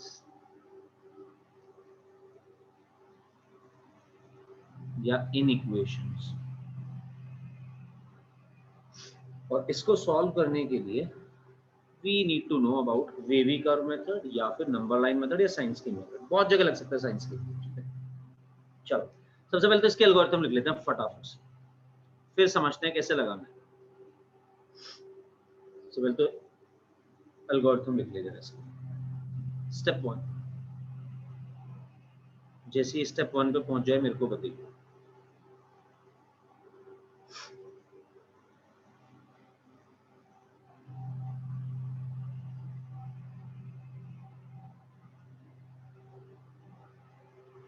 लिख लिया सर। ठीक है, स्टेप 1 क्या बोल रहा है? तो सबसे पहले तो आप अपना fx और gx कोई भी जो दो पॉलिनोमियल आपके बनेंगे वो बना लो। अब step 1, factorise fx and gx, factorize fx and gx into linear factors।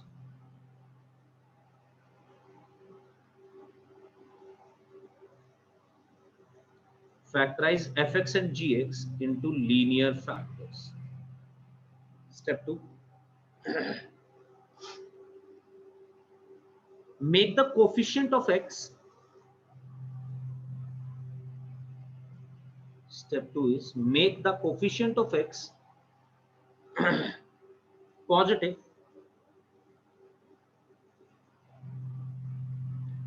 make the coefficient of x positive in all factors,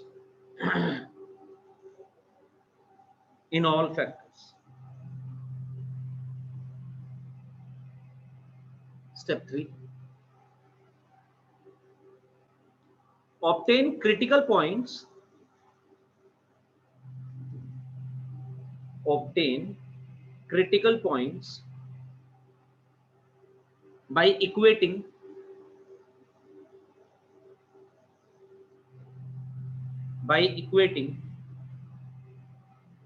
all factors to 0, by equating all factors to 0। हर एक फैक्टर को 0 के बराबर रखो एंड देन चेक क्या critical points आ रहे हैं। Okay, step 4, plot the critical points, plot the critical points of odd factors या odd powered factors, ऐसे लिख, plot the critical points of odd powered factors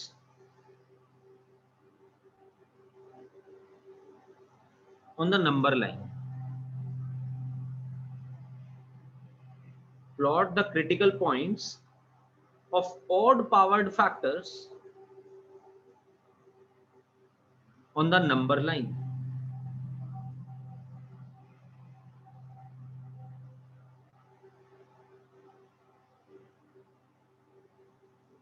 bracket के अंदर ये लिख ले, अगर यहां तक लिख लिया है तो plot the critical points of odd powered factors on the number line, and then within bracket ignore all the factors, ignore all the factors which have even powers, ignore all the factors which have even powers.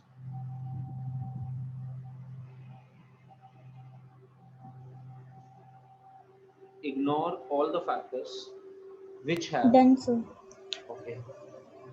इसके बाद sir third step में तो जैसे हम increasing और decreasing में करते हैं, जीरो से इक्वेट करके, मतलब पहले डिफरेंशिएट करते हैं फिर उसको जीरो से इक्वेट करते हैं। बस यहाँ पे बिल्कुल वैसे डिफरेंशिएट नहीं करना है, बस यहाँ पे डिफरेंशिएट नहीं करना है, यहाँ पे हम फैक्टराइज करेंगे उनको, और फैक्टराइज करने के बाद जो भी सिंगल सिंगल फैक्टर्स आएंगे उनको इक्वेट करेंगे जीरो के, वहां से हमारे पास क्रिटिकल पॉइंट्स आ जाएंगे कुछ कुछ। अच्छा ठीक है। बस डिफरेंशिएट करने वाला प्रोसीजर हटा दे और सब बिल्कुल वैसे ही करना है। पर चल अभी आ जाएगा ये सब समझ, अभी अभी हम करेंगे, सब आ जाएगी बात समझ। और इसी के साथ ये भी लिख ले स्टेप 4 के अंदर ही, if there are n critical points, if there are n critical points,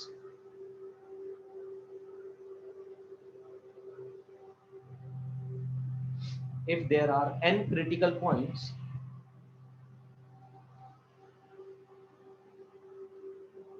then they divide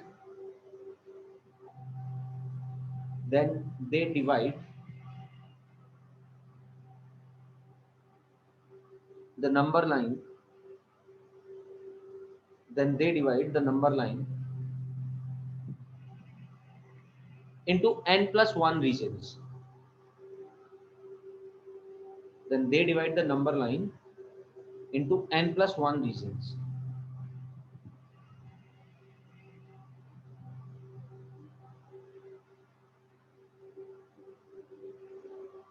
Next step, step 5.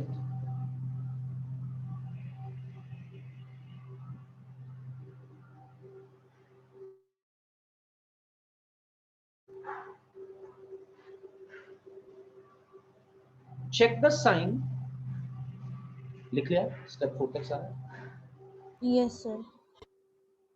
Divide the number line into n plus 1 regions. Then step 5, check the sign outside the given expression. Check the sign outside the given expression.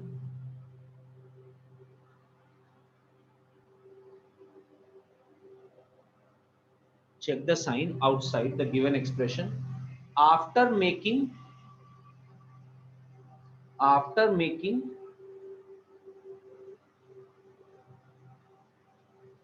check the sign outside the given expression after making the coefficients of x positive. After making the coefficients of x positive.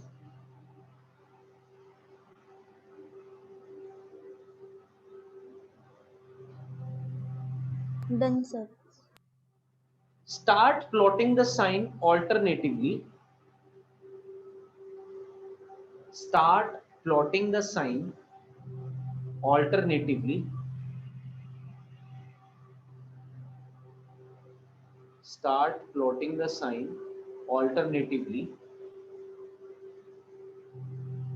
from the rightmost region. From the rightmost region.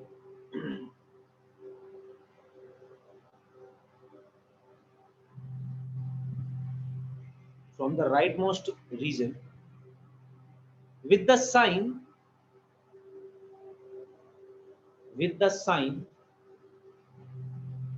which is outside the expression.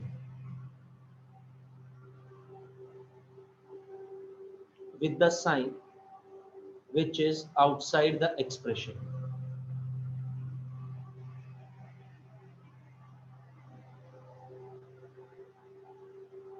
हो गया सारा? Yes sir हो गया। चलो अब ये सीख लेते हैं जरा। ये लिखवाया तो इसलिए जिससे तेरे को आगे कभी तू भूल जाए अगर मेथड को तो तेरे को याद रहे। अब बात करते हैं, जरा समझना तो अभी है मेथड को। तो समझने में मेथड क्या है, देख सबसे पहली बात तो हमें इस मेथड को लगाने के लिए सारे के सारे लीनियर फैक्टर्स चाहिए। लीनियर फैक्टर्स सब मल्टीप्लिकेशन में होने चाहिए। अगर एडिशन या सब्ट्रैक्शन में लीनियर फैक्टर्स दिए हुए तो पहले उनको सॉल्व कर ले, सिंप्लीफाई कर ले, उसके बाद बात करते हैं मेथड लगाने की। चलो पहला क्वेश्चन यहीं से शुरू करते हैं, सॉल्व। और ये फर्स्ट क्वेश्चन है, सॉल्व ये करना है x minus 1 into x minus 2 into 1 minus 2x greater than 0। सबसे बेसिक क्वेश्चन से शुरू करते हैं। सबसे पहली बात, अगर हम वेवी कर्व या नंबर लाइन मेथड लगाना चाहते हैं, हमें सारे के सारे फैक्टर्स बचे लीनियर चाहिए। मैंने देखा यहाँ पे तीन चीजें मल्टीप्लाई हो रही है, तीनों के तीनों फैक्टर्स लीनियर है। चलो पहली चीज तो आसान है। अगर लीनियर नहीं दिया होता, मेरे को सर यहाँ पे क्वाड्रेटिक दिया होता है, क्यूबिक दिया होता, बेटा लीनियर बनाना पड़ता। फैक्टराइज करते, बिल्कुल फैक्टराइज करते, तब हम आगे बढ़ते क्वेश्चन सॉल्व करते।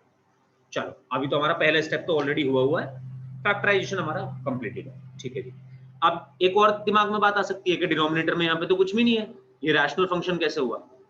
भाई डिनोमिनेटर में तो 1 है, पर कोई दिक्कत नहीं है, ये डिनोमिनेटर में 1 है तो ये भी तो कांस्टेंट पॉलिनोमियल है। और हमने यही तो बोला था, न्यूमरेटर में भी पॉलिनोमियल होना चाहिए, डिनोमिनेटर में भी पॉलिनोमियल होना चाहिए। न्यूमरेटर में कोई क्यूबिक पॉलिनोमियल रहा होगा जिसके फैक्टराइजेशन हमें ऑलरेडी दे दिए, डिनोमिनेटर में कांस्टेंट पॉलिनोमियल है, कोई दिक्कत नहीं है उस बात से, राइट? Yes sir.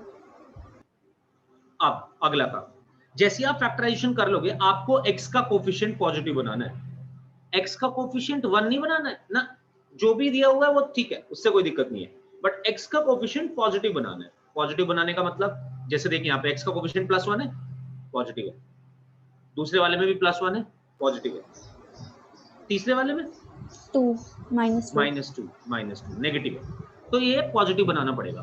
अब पॉजिटिव कैसे बनाए? माइनस कॉमन ले ले, माइनस कॉमन लेगी तो देख क्या बनेगा, ये तो x माइनस 1 ही है, ये क्या बनेगा? 2x minus 1। बिल्कुल सही बात है, ठीक है।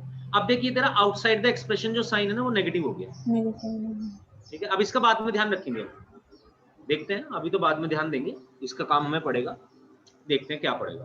अब हमने निकाले क्रिटिकल पॉइंट्स। क्रिटिकल पॉइंट्स मतलब आप इंडिविजुअल लीनियर फैक्टर को 0 के बराबर रखो, आपको 3 पॉइंट्स मिलेंगे, क्योंकि 3 लीनियर फैक्टर्स हैं। कौन कौन से पॉइंट्स हैं वो? 1, 2 और 1/2। बिल्कुल।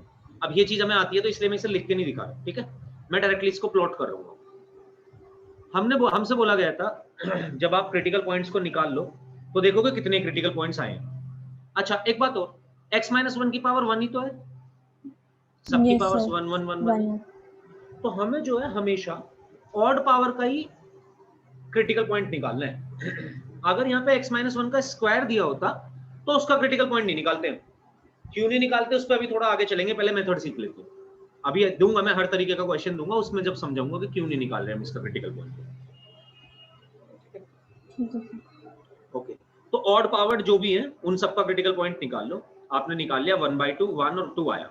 इसको विद ऑर्डर, यानी कि जो पहले आना चाहिए उसको पहले लिखो, जो बाद में आना चाहिए उसको बाद में लिखो, विद ऑर्डर आप इस पे प्लॉट कर दो जाकर। आपके पास 3 क्रिटिकल पॉइंट आए थे तो ये 4 हिस्सों में बढ़ जाएगा आपका नंबर लाइन। पहला पॉइंट लिख दिया 1/2 कहीं भी जहां मेरी मर्जी, दूसरा पॉइंट 1, तीसरा पॉइंट 2। हाँ मैं ऐसे नहीं कर सकता कि यहाँ पे 1 लिख दूं, यहाँ पे 1/2 लिखूं, यहाँ पे 2 लिखूं, राइट, क्योंकि नंबर लाइन पे ऐसे आएंगे नहीं नंबर्स। ठीक बात है शिवा? Yes sir. ओके, अब जब आपने नंबर लाइन पे ये प्लॉट कर दिया तो देखो आपके पास 3 क्रिटिकल पॉइंट्स थे, 4 हिस्सों में बट गया, एक हिस्सा, 2 हिस्सा, 3, 4। We have divided this number line into 4 regions because we got 3 critical points, right? Yes sir. Okay, अब हमें राइट मोस्ट रीजन से साइन प्लॉट करना स्टार्ट करना है, और साइन वो प्लॉट होगा जो आउटसाइड द एक्सप्रेशन है। साइन था नेगेटिव तो आउटसाइड द एक्सप्रेशन बनेगा नेगेटिव, देन पॉजिटिव, ऑल्टरनेटिवली चलते जाएंगे जहां तक भी चलते जाना है। क्या ये बात समझ आई? सर डायरेक्ट लिख देंगे, चेक नहीं करेंगे पॉइंट, जैसे कि 2 से बड़ा कोई कोई चेक नहीं point करने का। ये हमने जो काम करे ना इससे पहले के, कि कोएफिशिएंट ऑफ x पॉजिटिव बनाया है और क्रिटिकल पॉइंट निकालने हैं, वो सब यही कर रहे हैं, उसमें यही काम था हमारा। ठीक है, ओके। तो अगर हम यहाँ पे निकालते देखा, अच्छा चल मैं तेरे कंफ्यूजन दूर कर देता हूँ। वैसे जो मेथड तेरे को बना के दिखाया गया है बिल्कुल करना पड़ता है, और कुछ लोग अलग अलग तरीके से सिखाते हैं, बट हमारे में नहीं करना पड़ेगा तेरे को कभी भी।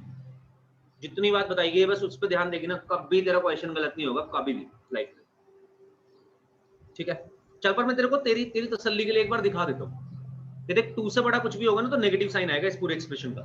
देख ले, रख दे 2 से बड़ा कुछ भी, 3 रखे, यस सर।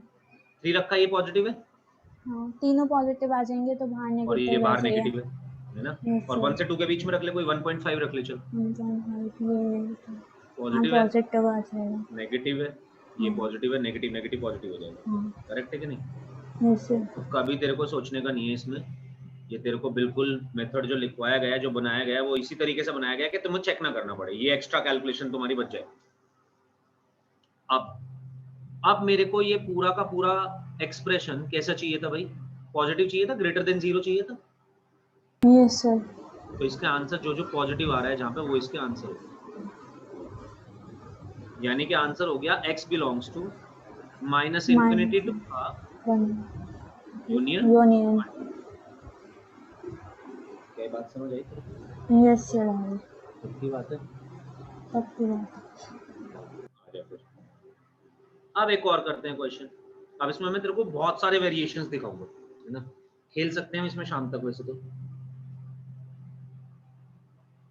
पर अपन को तो मेन चीजें सीखनी है इसकी। और अभी ये भी बताता हूं कि हमने इवन पावर्ड वाली कैलकुलेशन क्यों हटाई है, उसी की वजह से हमें चेक करना पड़ता है बाय द वे। जब तुम इवन पावर्स को नहीं हटाते हो ना, तो तब तुम्हें ये बार बार खुद से वैल्यूज रख के चेक करनी पड़ती है।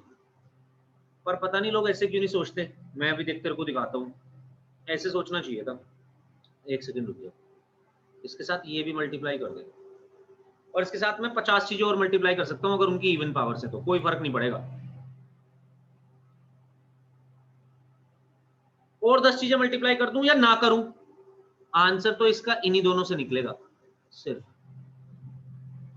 अगर मैं इसके साथ लीनियर फैक्टर्स ऐसे मल्टीप्लाई करता जाता हूं जिनकी पावर्स इवन है, तो कोई फर्क नहीं पड़ेगा बच्चे, चाहे मैं 1000 मल्टीप्लाई कर लूं लीनियर फैक्टर्स पावर इवन लेते हुए, कोई भी फर्क नहीं पड़ेगा। क्यों नहीं पड़ रहा फर्क, अब इस बात को समझ। जब भी इवन पावर होगी तो आंसर सिर्फ पॉजिटिव ही आएगा, मतलब ऐसे समझ, यस इस बात को अभी और क्लियरली समझ। x माइनस 1 का स्क्वायर कर रहे हैं, रख ले जो मर्जी तेरी x को, पॉजिटिव ही आएगा सर। पॉजिटिव ही आएगा क्योंकि पावर ही इवन है, राइट। तो नेगेटिव बन रहा हो अंदर तो भी पॉजिटिव आ जाएगा, पॉजिटिव बन रहा होगा तो पॉजिटिव आना ही आना। जब हम किसी भी चीज को पॉजिटिव से मल्टीप्लाई करेंगे तो वो बच्चे उसकी क्वांटिटी को घटा या बढ़ा सकता है, उसका साइन चेंज नहीं कर सकता। समझ इस बात को। 2 नंबर है, एक नंबर है -3, एक नंबर है 2। मैं -3 का मल्टीप्लिकेशन भी 4 से कर रहा हूं और 2 का मल्टीप्लिकेशन भी 4 से कर रहा हूं। -3 को मैंने 4 से मल्टीप्लाई करा, नंबर बना -12, वैल्यू घट गई, राइट, वैल्यू घट गई, बट साइन तो चेंज नहीं हुआ। Yes sir. मैंने 4 को 2 से मल्टीप्लाई किया, 2 था पॉजिटिव, तो अभी भी आंसर आया पॉजिटिव, वैल्यू बढ़ गई बट साइन तो चेंज नहीं हुआ। Yes sir. अब इन दोनों नंबर्स को ले फिर से, -3 और 2, इसमें चल कोई भी नेगेटिव नंबर का मल्टीप्लिकेशन कर, -2 का कर।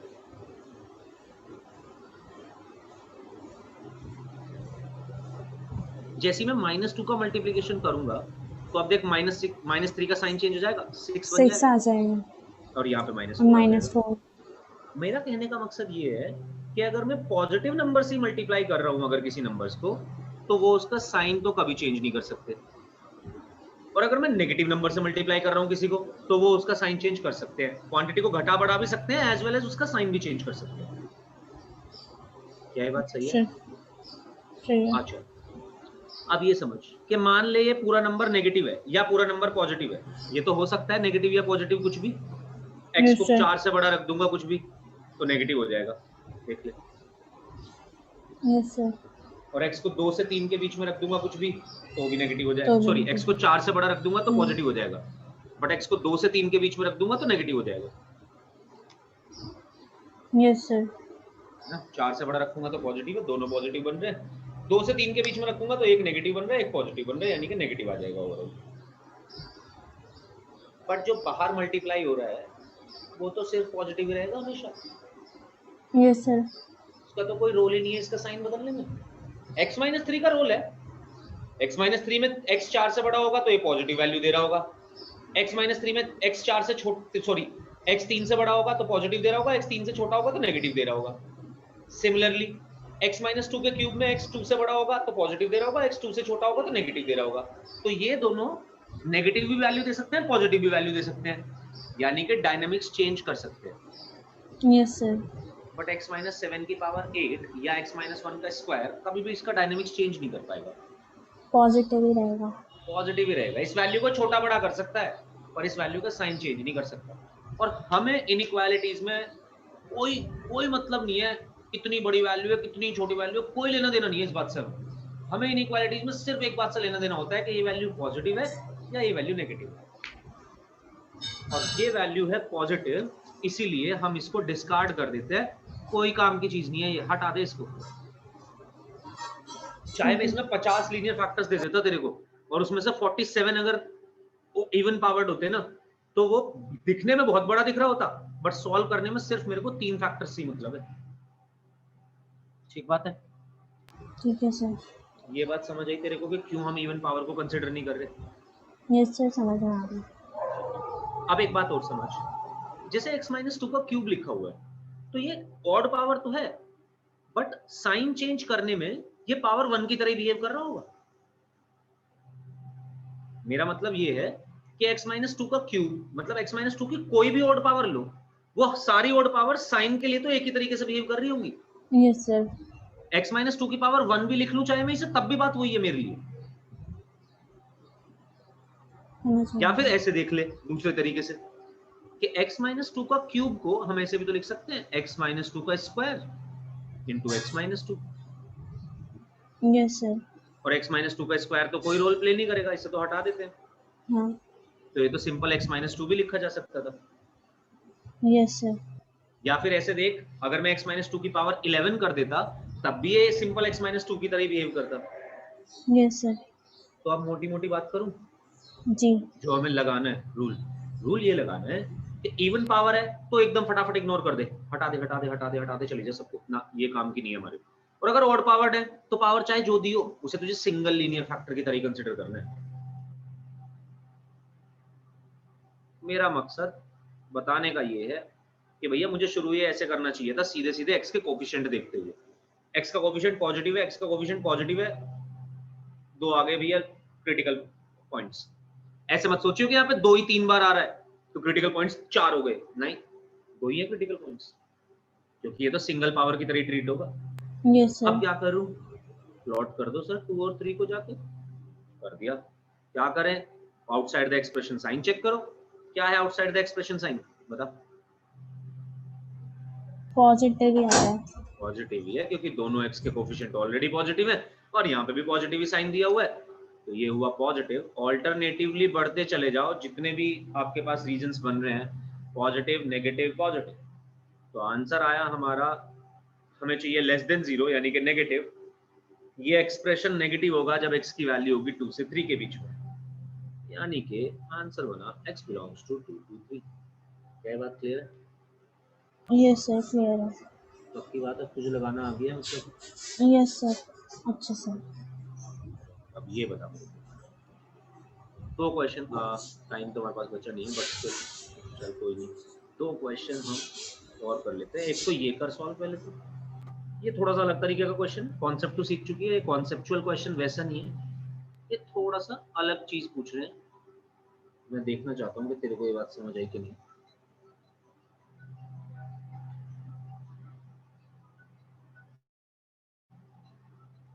सॉल्व कर, बता मुझे क्या आ रहा है आंसर।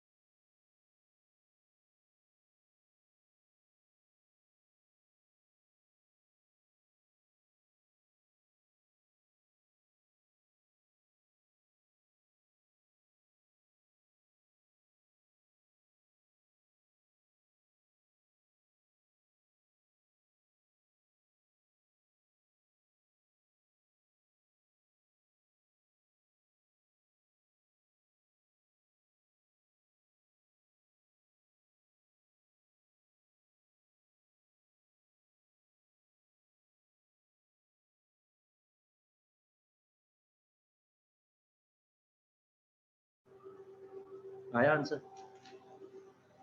सर बस कर रही हूँ। सबसे पहली बात, पहली चीज तेरे को ये समझनी थी कि इसमें हम डायरेक्टली नहीं बनाएंगे। जी सर, इधर एक्स ग्रेटर की, देन इक्वल टू 3 दिया हुआ है। जी sir, x is equal to 3, एक वैल्यू तो आ गई, मतलब क्रिटिकल पॉइंट पे। ठीक है,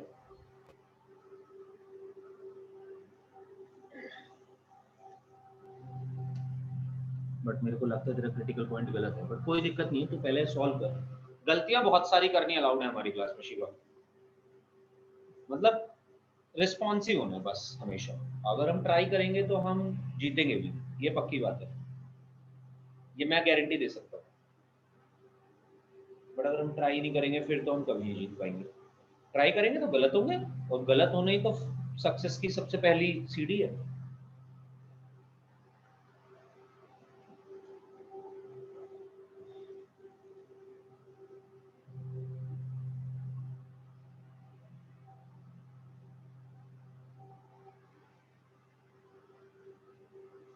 सर दूसरा 16/9 जा रहा है। अच्छा, तूने कहीं ना कहीं कैलकुलेशन में मिस्टेक करी है, पर चल तो पहले मेरे को अप्रोच बता, तूने क्या किया?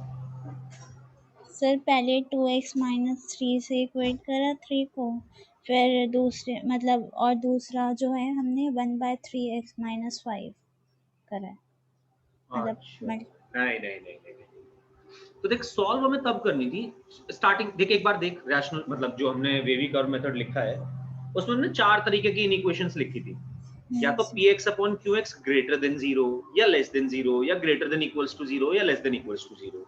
हमारी इनमें से चारों में से कोई सी भी नहीं बन रही, ये ग्रेटर देन इक्वल्स टू 3 बन रहा है। तो सबसे पहले तो हमें यहाँ पे 0 लेके आना है। अब हम 0 कैसे लेके आए? तो 0 ऐसे लेके आ, -3 कर दे दोनों से, या फिर 3 को उठा के इधर ले आ, ऐसे समझ ले, कैसे भी देख सकती है। तो इसको -3 ग्रेटर देन इक्वल्स टू 0, अब ये उस फॉर्म में आ चुका है। पहले तो ये समझ, क्या ये बात समझ आई तुझे? जी सर आ गई। अब इसको सॉल्व करने के लिए तेरे को दोबारा इसका पूरा रेसिप्रोकल लेना पड़ेगा, then you have to solve it, तब ये कुछ बनेगा। आजा मैं दिखाता हूँ कैसे बनेगा। तो 1 का मल्टीप्लिकेशन करा 2x - 3 के साथ, तो 2x - 3 आया, -3 इंटू 3x - 5 आया। सिर्फ इनका एलसीएम लिया मैंने और कुछ नहीं किया, तो यही बनेगा कि नहीं बता, चेक कर ले। किसी भी स्टेप में प्रॉब्लम है मुझसे पूछ, कोई दिक्कत वाली बात नहीं, मैं बताऊंगा एक एक बार। सर समझ में आ गया। अब देख इसको हम सॉल्व करते हैं अगर, तो इसकी वैल्यू बनेगी 2x - 3 - 9x + 15 divided by 3x - 5 is greater than equals to 0। ये देख यहाँ पे भी हमारे पास दो लीनियर फैक्टर तो थे, एक ये था एक ये था, बट ये दोनों एडिशन और सब्ट्रैक्शन में दिए हुए थे। तो यही बात मैंने तुझसे स्टार्टिंग में बोली थी कि हमें सारे के सारे लीनियर फैक्टर्स चाहिए, बट वो या तो मल्टीप्लिकेशन में हो या डिवाइड में हो, तो चलेगा, कोई दिक्कत नहीं है, दोनों केसेस में से कोई प्रॉब्लम नहीं है। बट अगर वो मल्टीप्लिकेशन, वो एडिशन और सब्ट्रैक्शन में, तो पहले उनको सॉल्व कर लो। तो देख मैं इसे सिंपलीफाई कर रहा हूँ पहले पूरा। तो ये बना ऊपर -7x + 12 डिवाइडेड बाय 3x - 5। बोल यहाँ तक क्या बात समझ आई तेरे को? Yes sir. अब दूसरी बात देख, ऊपर x का साइन नेगेटिव है, तो पहले मेरे को x का साइन पॉजिटिव बनाना पड़ेगा। हाँ 12 माइनस कॉमन ले लेता हूँ, 7x - 12। बिल्कुल। अब देख ये दो लीनियर फैक्टर्स डिवाइड में है, तेरे को इस बात से कोई मतलब नहीं है, डिवाइड में हो मल्टीप्लिकेशन में हो तो दोनों एक ही तरीके से बिहेव करेंगे, यानी कि यहाँ पे भी वही काम होना है जो अभी तक तूने करा है। अब इसके बाद क्वेश्चन बहुत आसान हो गया, अब हमारे लिए बेसिक क्वेश्चन है एकदम। बता क्या क्या है इसके क्रिटिकल पॉइंट्स?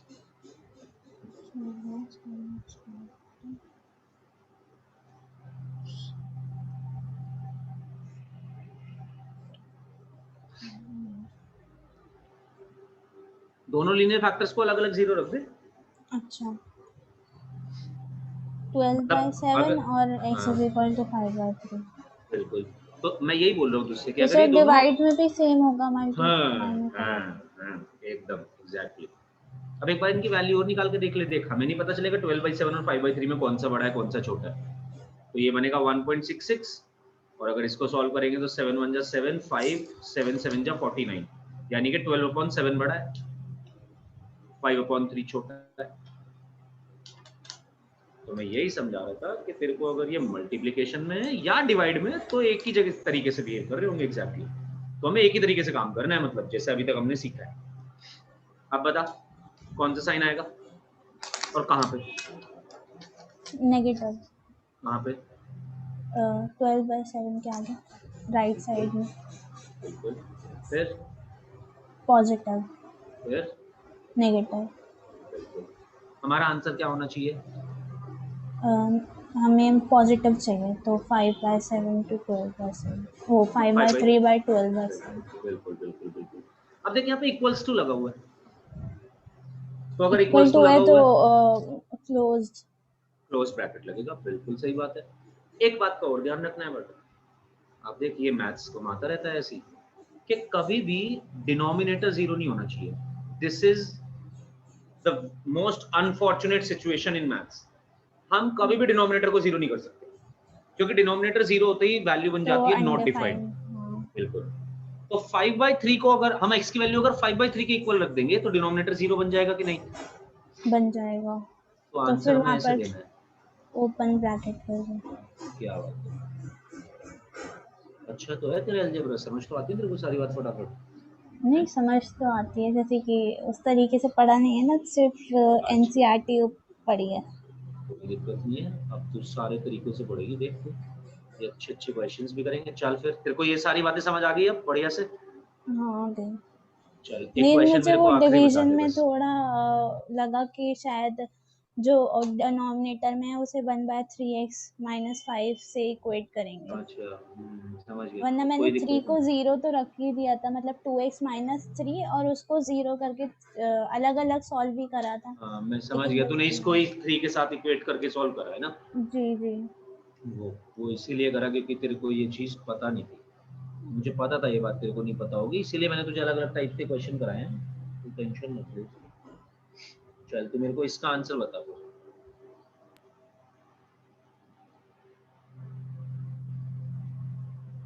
एक तो तू मेरे को इसका आंसर दे देगी तो मेरे को पता चल जाएगा, उसके बाद मैं तुझसे कुछ भी पूछूंगा जो भी मेरे को पूछे।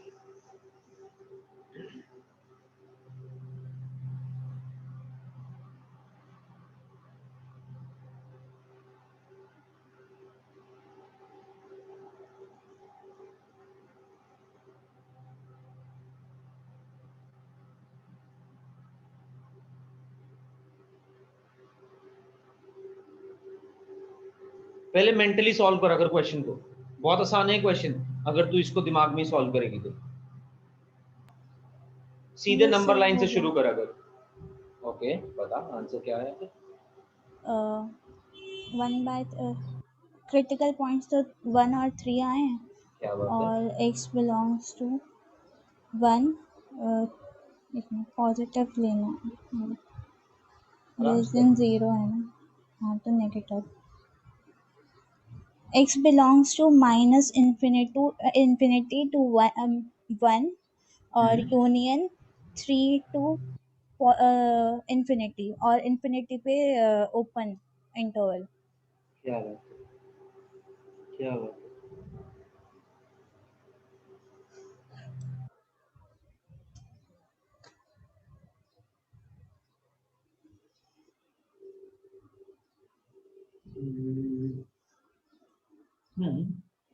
एक सेकंड आंसर तो तूने बिल्कुल सही बोला, ये आंसर तो एक सेकंड आंसर बिल्कुल सही है, मतलब सही होना चाहिए।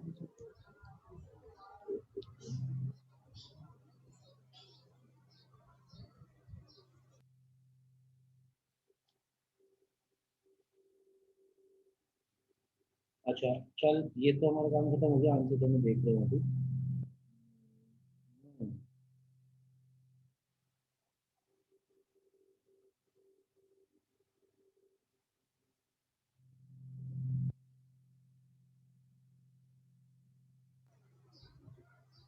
सर अलजेब्रा के लिए अलग से बुक खरीदनी पड़ेगी या मेरे वही मैं पास एग्जैक्टली जाएगी? पूछ रहा था बस कि तेरे पास बुक्स कौन सी है। मेरे पास अभी सिर्फ जेई मेंस की मैथमेटिक्स की बुक है और आरएस अग्रवाल है। अच्छा, आर एस अग्रवाल जो नॉर्मल ये वाली है ना, मतलब 12th वाली आर एस, 12th और 11th वाली आर एस अग्रवाल। जी जी।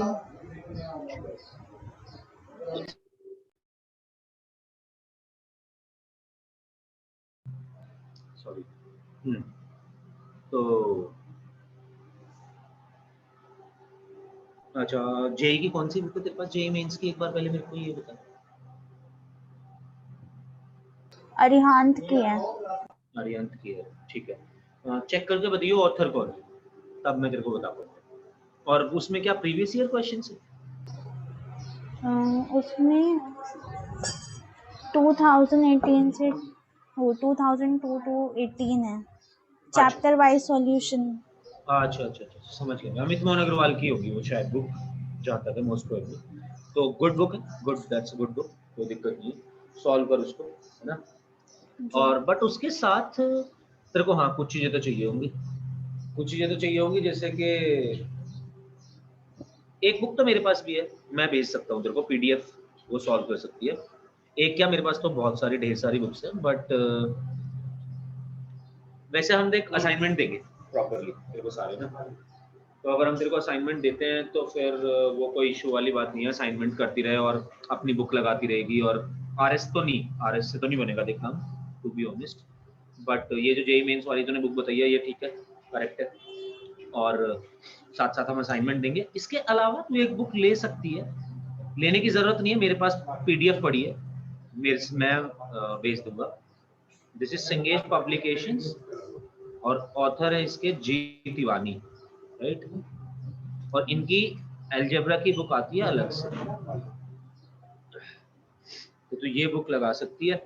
और मेरे पास बुक ऑलरेडी पड़ी हुई है, मैं तेरे को पीडीएफ भेज दूंगा, राइट। तेरे को खरीदने की जरूरत नहीं है कुछ भी।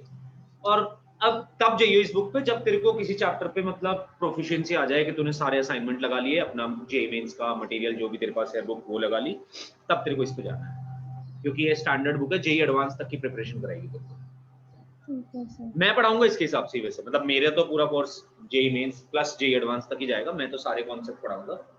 तो तू क्लास के नोट्स के अकॉर्डिंग तो जा सकती है, उसमें कोई इशू नहीं है। बट द पॉइंट इज के अगर तेरे पास तू ऑलरेडी बहुत सारे क्वेश्चंस लगा रही है, तो ऐसी भी कोई जरूरत नहीं है कि तेरे को इस पे जाना ही जाना है, हम तेरे को ऑलरेडी क्वेश्चंस देंगे, ठीक है सर। ठीक है। जी। ओके, मिलते हैं फिर next class. Okay sir, thank you. Bye bye.